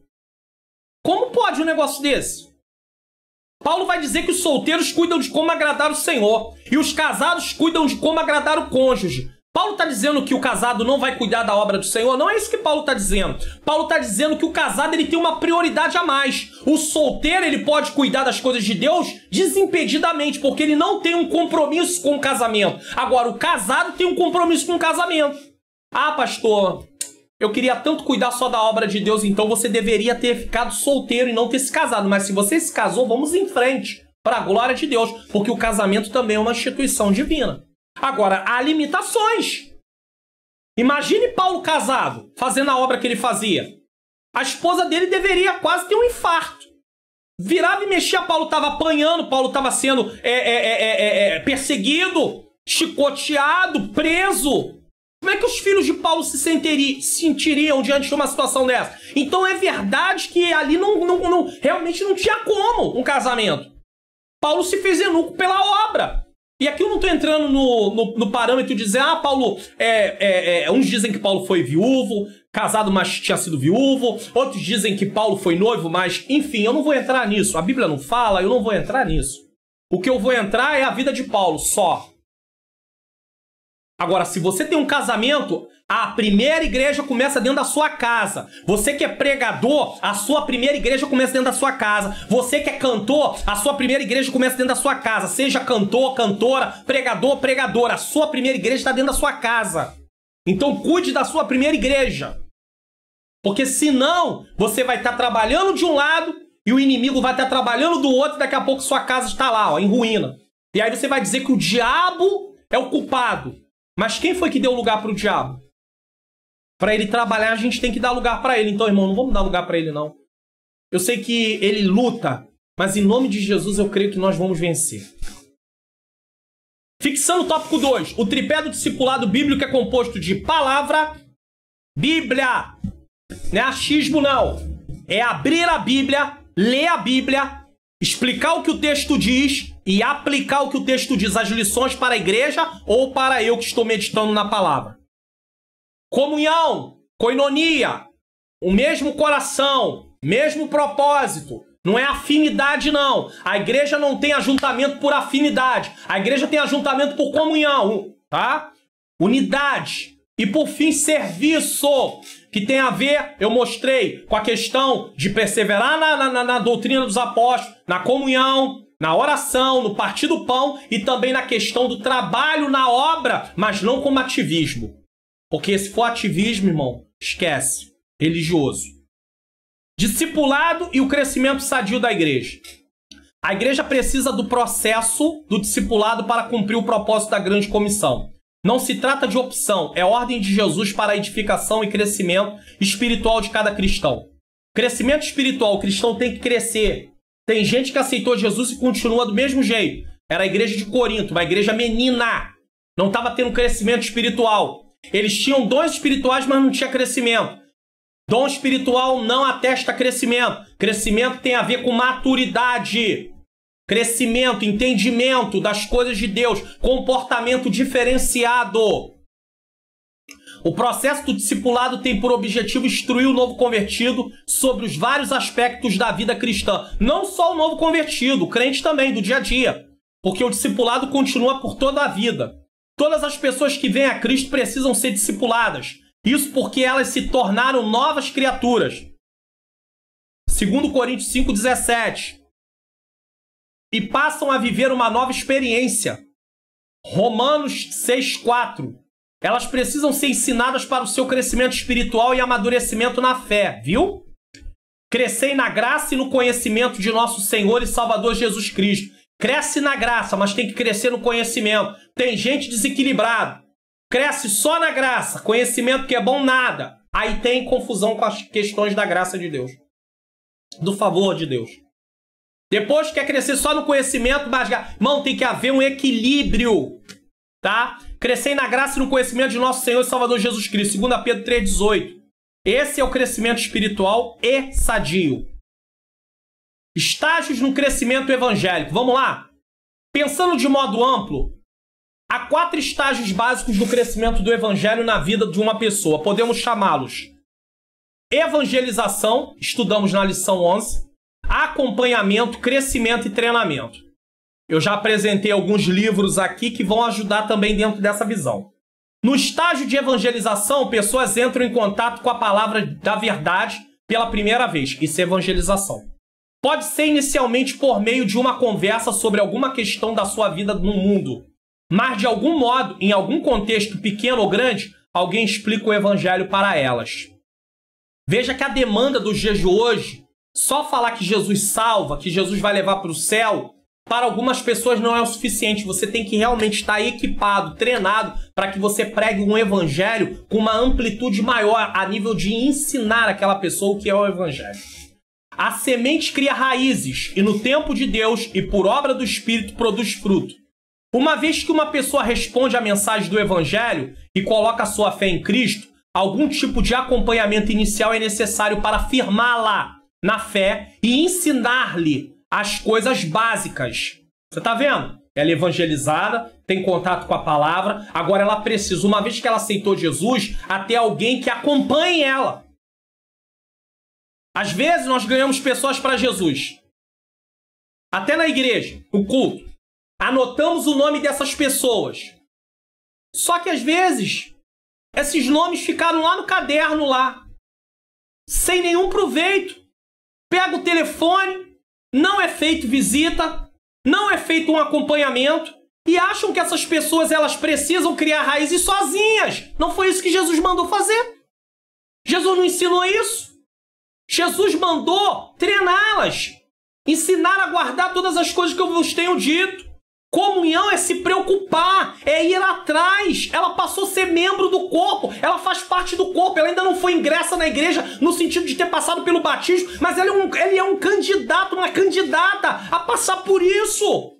Então o nosso amor, a nossa preocupação tem que começar desde o momento que ela aceita Jesus.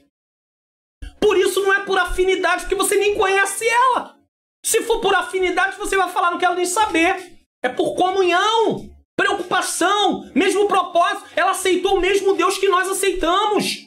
Ela está querendo caminhar para poder aprender, para poder ser capacitada, habilitada, treinada ao que é a fé cristã. Ela precisa dar os primeiros passos.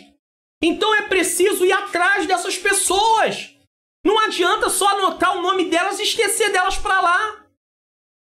Se ganha elas na rua com evangelismo, já tem que ter um lugar para direcioná-las. Não foi isso que Jesus disse, só anuncie, larga para lá. Ah, pastor, mas não tem mais.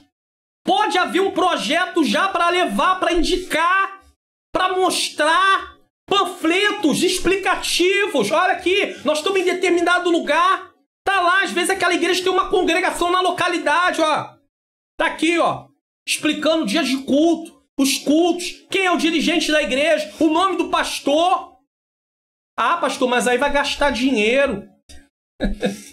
Irmãos, nós precisamos aprender de fato o que temos que fazer. A igreja não é só organismo, não, ela é organização. E como organização, isso tudo faz parte. É preciso ter esse entendimento. Colocar lá um folheto agora explicativo para que ela saiba qual é os dias de culto. Pegar os dados dela na rua também. Qual é o seu telefone? Qual é o seu nome? Qual é o seu endereço? Ter equipes. Uns estão dando folhetos, outros estão ali colocando o nome das pessoas que aceitaram. Para ir atrás e depois direcionar elas para alguma igreja. Se a igreja que está evangelizando naquele local não tem uma congregação, ela já tem que ter ciência de alguma igreja que ela saiba que é uma igreja confiável para indicar essa pessoa. para que o trabalho de discipulado possa ser dado. Mas não, irmãos. A questão é só levantar a mão para Jesus e depois? E depois? As pessoas precisam de amparo. Às vezes é uma prostituta que aceitou Jesus, é um viciado em drogas, é um morador de rua, precisa ter alguma mente, alguma coisa. Às vezes a igreja não tem um suporte para isso, mas tem alguém que faz esse trabalho. Às vezes tem um centro de recuperação. A igreja fazia uma parceria no sentido assim, um trabalho conjunto. Vou usar o nome trabalho conjunto para que alguém não ache assim a palavra parceria algo ruim. E a igreja, de certa forma, supria a necessidade também daquele lugar para que quando ela precisar, ela enviar para lá. Ó, tô enviando aí, ó, um rapaz que aceitou Jesus, ele tá precisando agora, ó, passar aí pelo momento aí com vocês, para que ele possa vencer esse momento aí do vício. Você tá entendendo? Vai fazendo várias coisas interligadas. Não adianta pensar só em sair pra rua, evangelizou, acabou. Para onde foi aquelas pessoas? Qual é o fim que deu aquelas pessoas? Muitas levantaram a mão e voltaram para o mundo. Ah, pastor, mas eu aceitei Jesus e não voltei para o mundo. Você, eu, mas tem outras pessoas que não foi assim. Eu não fui discipulado, você vai dizer, eu também não fui. Mas acontece que isso não é regra. Isso foi uma exceção. É muito triste essa realidade. É muito triste. A Bíblia vai dizer que todos estavam juntos e tinham tudo em comum. A igreja ia abraçando e trazendo todo mundo para o mesmo lugar. Mas no dia de hoje, é claro que é diferente do evangelismo pessoal, onde uma pessoa está evangelizando no trem, evangelizando na rua, evangelizando no local de trabalho na hora do almoço. É diferente, mas quando a igreja sai para a rua para evangelizar em conjunto, ou quando a igreja ganha alguém dentro do templo, ela tem que ter uma estrutura para isso, para indicar essa pessoa, para acompanhar essa pessoa. Dependendo de seu contexto e circunstância, esse estágio inicial de tornar-se firme, do discipulado, pode levar poucos meses ou vários anos. Tem gente que é difícil. Não é só meses, é anos. Mas ainda que seja demorado, é vital que alguém se achegue ao novo crente para ensinar, cuidar e orar por ele. Tanta gente na igreja sem ocupação direta. Desculpa pessoas que têm chamado o ministério da intercessão. Coloque essas pessoas para abraçar. Tem gente que tem o ministério da intercessão e do aconselhamento. Treine essas pessoas. Capacite essas pessoas para lidar com as pessoas novas convertidas no sentido de acompanhá-las. De dar uma palavra, de ligar para ela. E aí, irmão, como é que você tá? Como é que tá se sentindo? Como é que tá a caminhada? Uma vez na semana, pelo menos, fazer um acompanhamento. Ligar anteriormente, mandar uma mensagem dizendo, ó, temos culto hoje. Sabe? Mandar uma mensagem, não quer mandar áudio, manda texto. Hoje temos culto.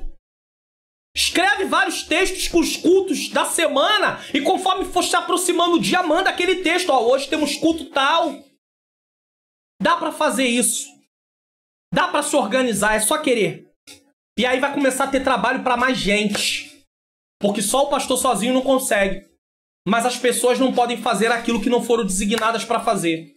Porque senão vai falar que está passando por cima e não pode fazer. Até obreiros não podem fazer. Tem muitos obreiros sem uma ocupação direta e aí é dito assim, eles não querem trabalhar. E não é verdade. Tem gente que quer, tem gente que não quer. Mas tem gente que quer. Mas ninguém direciona eles. O obreiro não pode chegar lá, meter a mão e ir fazendo. Por quê? Porque ele tem que ser direcionado. Porque senão ele está passando por cima da autoridade de quem está na frente. Vamos lá. Depois segue o processo vitalício. Uma vez que ele passou pelo discipulado no sentido da adaptação, de entender o que é o evangelho, agora é o processo vitalício. Discipulado para a vida toda. Processo vitalício de crescimento como discípulo cristão. Crescimento no conhecimento de Deus e no caráter piedoso que resulta desse conhecimento. Esse processo de crescimento não é uma tarefa fácil. É um caminho estreito, árduo, como o de cristão. Em O Peregrino, tá? É um livro com muitos montes, vales, inimigos e desvios ao longo do percurso. Tem até um filme também. Em vários pontos de sua viagem por esse caminho, os cristãos enfrentarão problemas e precisarão de ajuda específica. Socorro no momento. E eu tô para dizer que pastores como eu também precisam, em momentos decisivos, de ajuda. E aí, não é pastor, não precisa. Pastor Mário Luna não precisa. Ele é pastor. Ele tem que saber o que fazer. Quem foi que disse isso? Homens que tiveram grandes posições na Bíblia tiveram seus momentos de dificuldade. E aí? Elias foi visitado por um anjo. Deus se manifestou a Elias. Naquele tempo era assim. Nos dias de hoje, Deus vai mandar eu ou você para ajudar alguém que precisa. Entenda isso. Tá? Entenda isso. Então, o pastor também precisa. Seja ele presidente, seja ele dirigente de congregação. E quando eu falo pastor, é presbítero. Quem está na frente pode ser até um diácono que foi delegado à autoridade para dirigir uma igreja. Também precisa, tá? Precisa. Muito. Uma doença severa ou uma provação pode sobrevir-lhe. Um pecado específico pode começar a tirar o melhor deles. Um período de fraqueza ou aridez espiritual pode atingi-lo. Tudo isso um cristão que tem tempo na igreja pode passar. Seja ele do ministério ou não do ministério. Seja ela mulher de mesa de oração ou não de mesa de oração. Nós somos humanos. Em todas essas circunstâncias, em tempos bons ou maus, a fórmula para o crescimento é a mesma. O ministério da palavra e do Espírito. Quando a verdade da Bíblia é falada, ouvida e aplicada piedosamente, e quando o Espírito age, o crescimento acontece.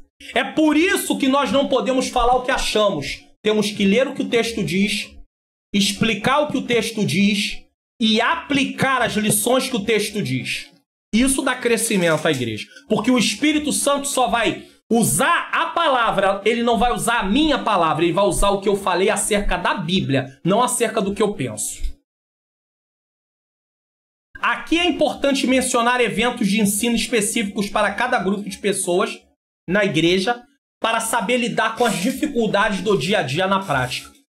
E aí nós vamos para o quarto estágio, que é o estágio do treinamento. Porque nós falamos sobre a primeira parte, que foi a evangelização.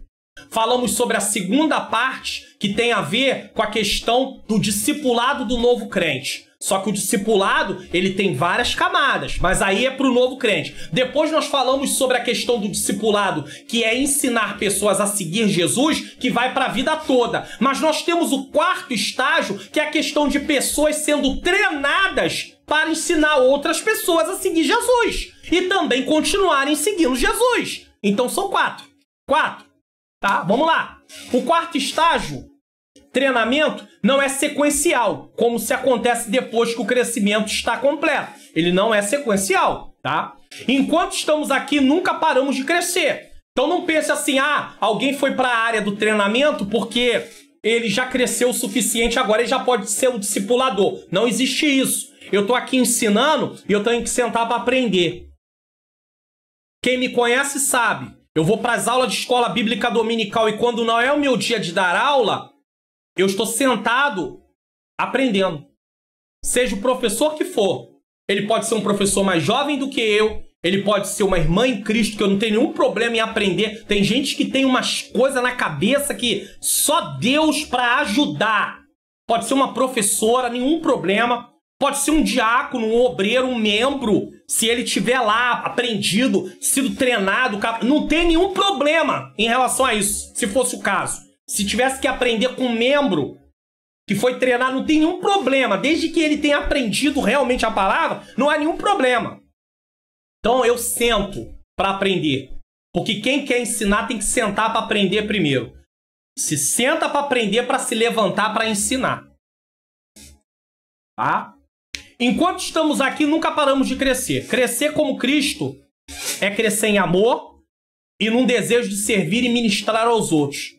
É um ministério lindo poder servir pessoas. Estamos usando a palavra treinamento para descrever o crescimento de todos os cristãos em convicção, caráter e competência, de modo que em amor possam ministrar aos outros por levar-lhes diligentemente a palavra de Deus. Querem evangelização aos não cristãos. Agora veja aí, eles são treinados, eles se tornaram agora um discipulador, eles continuam sendo discipulados, mas eles também são um discipulador e eles vão fazer isso em evangelização, querem acompanhamento dos novos crentes, ou a todos os outros cristãos em crescimento diário. É aqui que está o grande problema. A gente quer focar só na pessoa que vai para evangelizar, mas tem outras áreas dentro da parte do discipulado, dentro da área da evangelização. Então não pode só focar em quem foi para a rua, tem quem está dentro da casa do Senhor, mas ele tem também trabalho árduo para realizar. Nós já aprendemos que o discipulado envolve seguir a Cristo. Por isso todos nós, mesmo pastores, evangelistas, presbíteros, etc., somos discípulos. Porém, discipulado envolve também ensinar pessoas a seguir a Cristo. E é desse treinamento que estamos falando. Nesse caso, todo discípulo precisa ser treinado para se tornar um discipulador. E o problema é que tem igrejas que não treinam pessoas e ele nunca se torna um discipulador. Ele é sempre um discípulo, às vezes até na questão da palavra, bem inicialmente. Porque ele não tem condição nem de falar de Jesus para uma pessoa. Mas por quê? Porque ele não foi treinado, ensinado. Tá? Muitas igrejas estão acumulando pessoas sem treinamento e por isso tem tanta gente sem ocupação na obra do Senhor, dando trabalho. Porque quando não tem trabalho, acaba dando trabalho. E a culpa disso é de quem? É delas? Não. Na maioria das vezes, não. A culpa é de quem não organiza isso. A igreja deve disponibilizar recursos financeiros, falando de novo, para investir no treinamento com cursos específicos de líderes para os departamentos infantil. Quer ensinar criança? Precisa aprender. Tem que levar os professores para o treinamento, para eles saberem como é que ensina a criança, qual é a melhor didática, qual é a melhor abordagem. Tudo isso. Adolescentes, de jovens, de mulheres, de homens, de família, de obreiros, tem que treinar pessoas para serem líderes em todas essas áreas. Os seminários até têm certa deficiência. Recentemente eu vi um seminário que tem a questão de, na grade do seminário, tem a parte que vai ministério de adolescentes, ministério com jovens, ministério com família. É difícil ver isso em algumas grades de seminário. Eu vi recentemente em uma grade isso. Então isso aqui é muito importante dizer. É muito importante dizer. Tá? Uma vez essas pessoas treinadas vão ajudar a treinar outras pessoas que poderão ser ingressadas no serviço da obra na área que foram chamadas. Imagine alguém que foi treinado e agora ele está treinando pessoas e agora ele treinou pessoas que vão ocupar a posição também para treinar e vai treinar outras pessoas. É isso que Jesus fez. Ele treinou os discípulos que se tornaram discipuladores e continuaram sendo discípulos e que treinou outras pessoas que se tornaram também discipuladores e continuaram treinando outras pessoas e assim a obra continua. Paulo não treinou Timóteo e Tito, que também tomaram a posição para treinar outras pessoas? Isso é evangelho. Agora, se a gente deixar as pessoas ali sem treinamento, e aí é que nós entendemos que nem todo mundo foi chamado para o ministério. Porque quem é que disse que para poder estar treinando mulheres, a pessoa precisa estar num cargo ministerial, se fosse o caso? Quem foi que disse que para dar aula de escola dominical, necessariamente, a pessoa precisa ser um pastor, um presbítero? Ele não pode ser um diácono, um auxiliar de trabalho, ou até mesmo um membro. Quem foi que disse? Mas ele já está ali na área também de ser um discipulador. Ele está ali também prestando serviço, trabalhando. A igreja faz um investimento financeiro, se ela faz esse investimento, que trará retorno, pois outras pessoas poderão ser treinadas mais especificamente por quem realizou cursos pagos, que aqui ainda tem outro benefício. Pastor, do que o senhor está falando? A igreja enviou pessoas para fazer cursos, pagou. Essas pessoas que fizeram cursos voltam. Vou voltar lá no início da aula. Alguém vai falar, não vou fazer isso porque depois ele vai embora. E aí, a igreja investiu em alguém que foi embora, foi ingrato. Ele continua no reino? Então ele vai trabalhar em outro lugar no reino. Quem sabe ele vai bater numa igreja? E aí eu preciso dizer isso aqui. Que jamais aquela igreja poderia ter dado a ele um treinamento. Mas ele vai contribuir muito naquele lugar, com treinamento com pessoas ali que Deus vai usar. Então não olha para esse lado não. Mas vamos dizer que essas pessoas foram treinadas e continuam na igreja que foram treinadas. Elas vão poder treinar outras pessoas e agora a igreja já não vai mais investir valor financeiro da mesma maneira, porque essas pessoas que estão treinando vão treinar ali aquelas pessoas e elas vão poder serem treinadas sem diretamente passar por um curso. Nada impede que as pessoas que estão dando treinamento, se elas passarem a viver para fazer isso, estarem ali envolvidas com a obra em tempo integral, futuramente a igreja não possa arcar em sustentar essa pessoa. Pastor, é impossível isso. Não é impossível, não. Se trabalhar isso de pouco a pouco, um dia chega lá.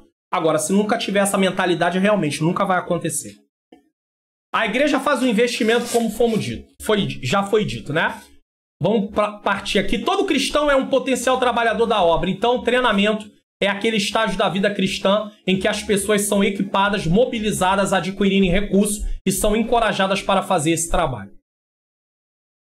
E aquele estágio em que seu crescimento em convicção, crenças, caráter, piedade e competências, habilidades, capacidades, as leva a ministrar eficientemente a outros. Porque Deus vai nos usar dentro das habilidades que Ele mesmo nos deu.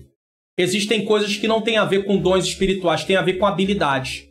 Tem pessoas, por exemplo, a questão do ensino, a questão de escrever. Antes de eu ser cristão, você já vai ver essas características na pessoa, aconselhar. Você já vai ver essas características. Eu aceitei Jesus com 15 para 16 anos, mais ou menos nessa época. Então, realmente, tive pouco tempo. Mas você já tem algumas características, algumas habilidades que Deus já te deu antes de ser cristão. Você já veio com elas. Então, Deus vai usar isso para a glória dele, na obra dele também, tá? 2, crescimento numérico. Uma vez que houve o treinamento, crescimento numérico é um resultado, é uma consequência. O processo do discipulado proporciona à igreja, além do crescimento espiritual, o crescimento numérico. Porque as almas foram ganhas, foram discipuladas e passaram a fazer parte como membro da igreja. Agora, ganha alma para Jesus, não se trata, não se cuida, não se preocupa, não vai ter novo membro. A igreja está vivendo um momento muito grave do efeito rodoviária. Entra gente, sai gente, entra gente, sai gente, entra gente, sai gente. Como os cultos, na maioria das vezes, estão sempre, de certa forma, cheios, não há uma preocupação, mas a igreja não está crescendo, porque se ela tivesse crescendo naquele local não dava mais para fazer culto. Ela teria que fazer 2 cultos, 3 cultos no domingo, porque um culto só não daria vazão. Se a igreja só faz um culto, ela não está crescendo, se ela tem um tempo já, se ela está estabelecida naquele lugar há um bom tempo, e se ela continua fazendo um único culto num domingo, se o templo já não caberia mais expandir, né? E se ela continua fazendo um culto no domingo, já chegou ao limite de lotação do templo, e continua, passa 1 ano, passa 2, passa 3, passa 4, passa 5, e nada acontece, essa igreja não está crescendo. Ela está tendo apenas rotatividade de pessoas que vão e vêm, vão e vêm, vão e vêm. Então tem que se avaliar esse problema. Igreja que cresce, ela vai precisar ou aumentar o templo ou fazer mais de um culto, pelo menos no domingo. Note que o propósito da terceira viagem do apóstolo Paulo não foi plantar igrejas locais, mas para discipular e ensinar a igreja de Éfeso, formar e treinar obreiros para a seara do Senhor. Ele ficou ali durante 3 anos, Paulo treinando gente, treinando obreiros. Olha que situação. Atos 18, 22, 23, 19, 1, 20, 31. A sociedade atual está sempre ávida por resultados. O sucesso é medido por resultados. O número de membros tem sido a medida da grandeza de uma igreja. É claro que o número é importante. O crescimento numérico é necessário. Mas os números não bastam. Há uma proposta aí dos chamados coaches de ensinar como a igreja ter crescimento. A igreja ter crescimento é pregar a palavra do Senhor e cumprir todas essas partes aqui, evangelização, discipulado, treinamento dos crentes, é isso que vai dar crescimento à igreja, tá? Não tem fórmula mágica, não. E não adianta ir lá e pregar o evangelho da facilitação, do triunfalismo, da autoajuda, porque você vai ter um monte de gente que não sabe nada sobre o que é cristianismo. Mas os números não bastam. Uma igreja pode ser grande e continuar divergindo do propósito de Deus. Uma grande multidão dentro da igreja nem sempre é um sinal de aprovação de Deus. Não vem com essa história que se é de Deus a obra vai permanecer, como Gamaliel falou, que tem muitas coisas que não tem nada a ver com Deus e estão de pé aí há muitos anos. E tem lugares que não são de Deus, claramente, e aí tem alguém que abre até uma igreja, a igreja fecha e aquele lugar continua. Então não use isso como parâmetro das coisas serem de Deus, porque permanecem. Muitas igrejas sacrificaram seu compromisso com a palavra de Deus para ganhar mais membros. Outras igrejas obedeceram às leis do mercado em vez de observar o mandamento de Deus. Existem igualmente igrejas que mudaram a mensagem para atrair pessoas aos seus templos. É a questão do gosto do freguês. Elas pregam outro evangelho, proclamam o que as pessoas querem ouvir e não o que elas precisam ouvir. Deturpam a mensagem, adulteram o evangelho e violam os princípios de Deus para alcançar sucesso. Pregam uma mensagem sensacionalista, triunfalista, fazendo várias promessas às pessoas sobre o que Deus não prometeu nas Escrituras. Pregue a Bíblia, não o que eu quero. E aí eles prometem um monte de coisa.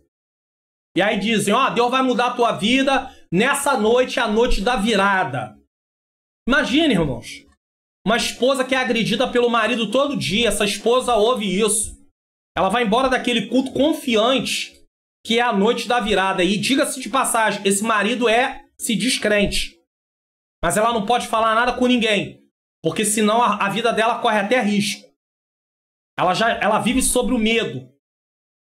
E aí dizem para ela que é a noite da virada. Alguém lá na hora lá que tá pregando diz, hoje é a noite da virada. Levanta a mão, que hoje vai mudar tudo na sua vida e eu garanto.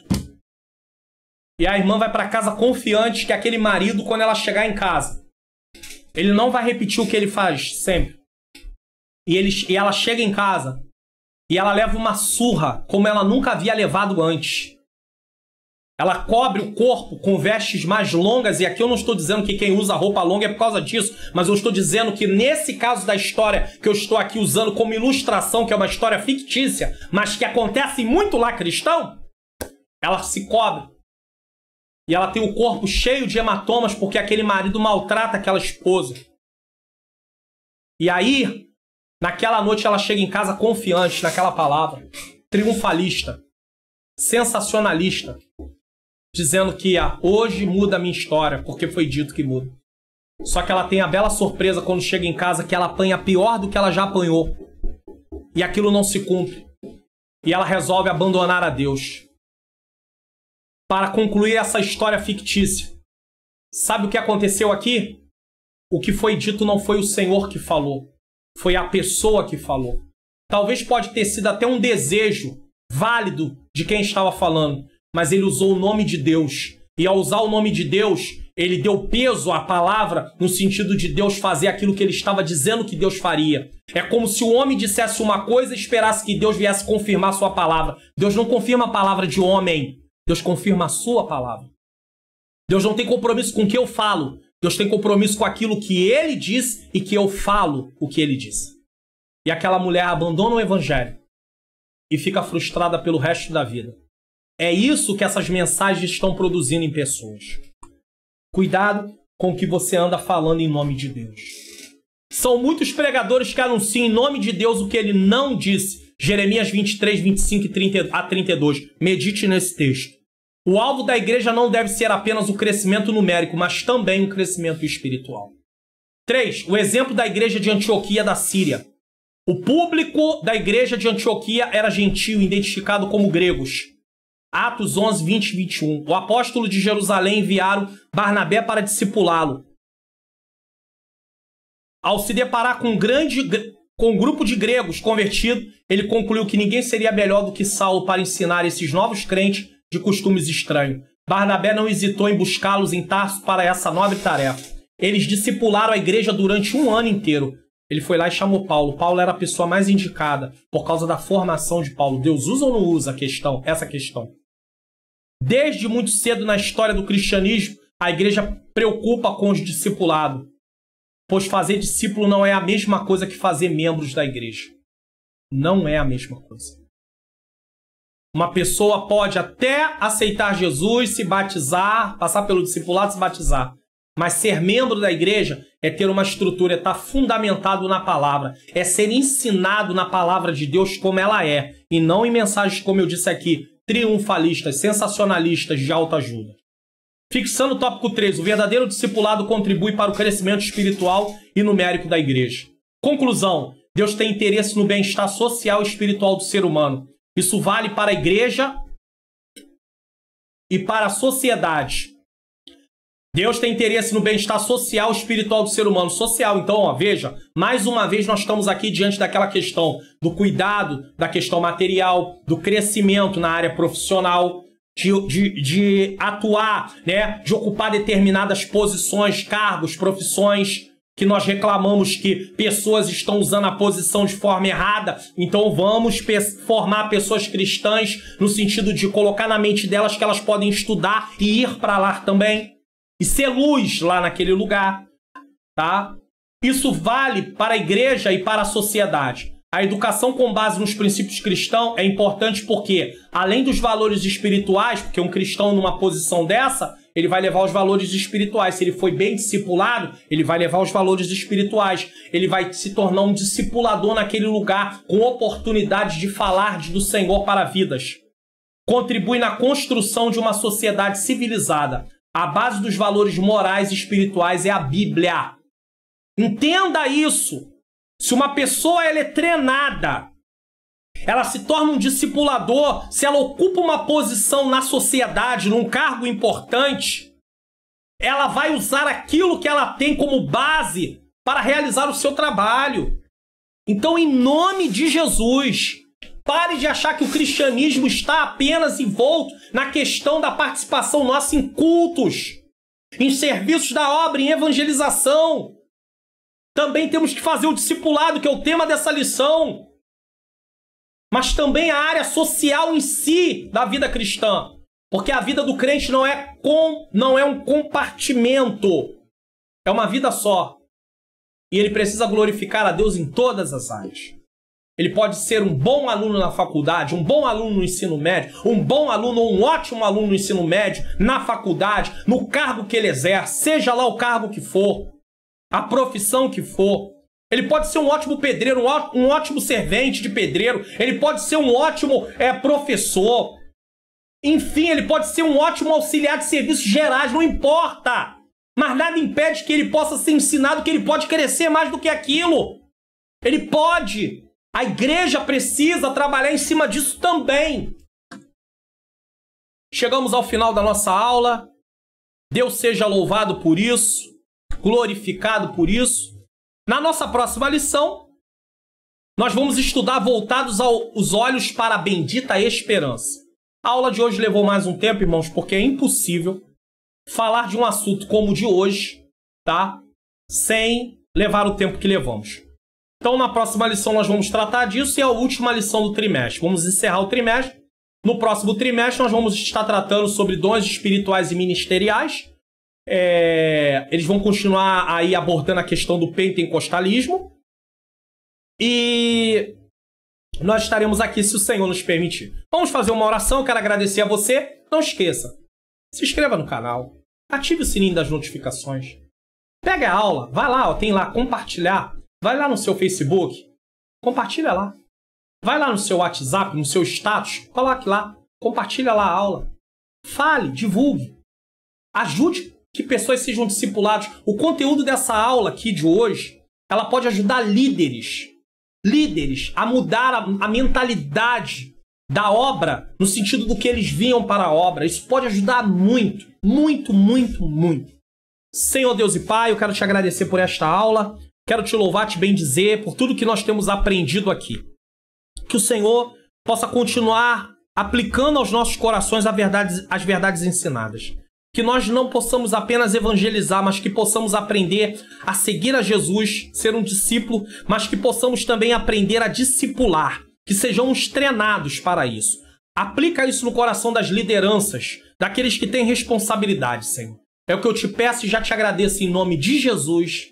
Amém. Que o Senhor Jesus continue nos abençoando, que nós possamos continuar sendo um discípulo e que Deus nos treine para ser também um discipulador. Que Deus levante líderes com uma visão de treinar pessoas para que eles ocupem posições e ajudem outras pessoas. Que a glória de Deus seja manifesta para todo o trabalho que venhamos realizar. Essa seja a motivação do trabalho que nós viemos fazer. Tudo para a glória do nome do Senhor. Até a semana que vem, que o Senhor assim nos permitir. Fiquem todos na paz do Senhor.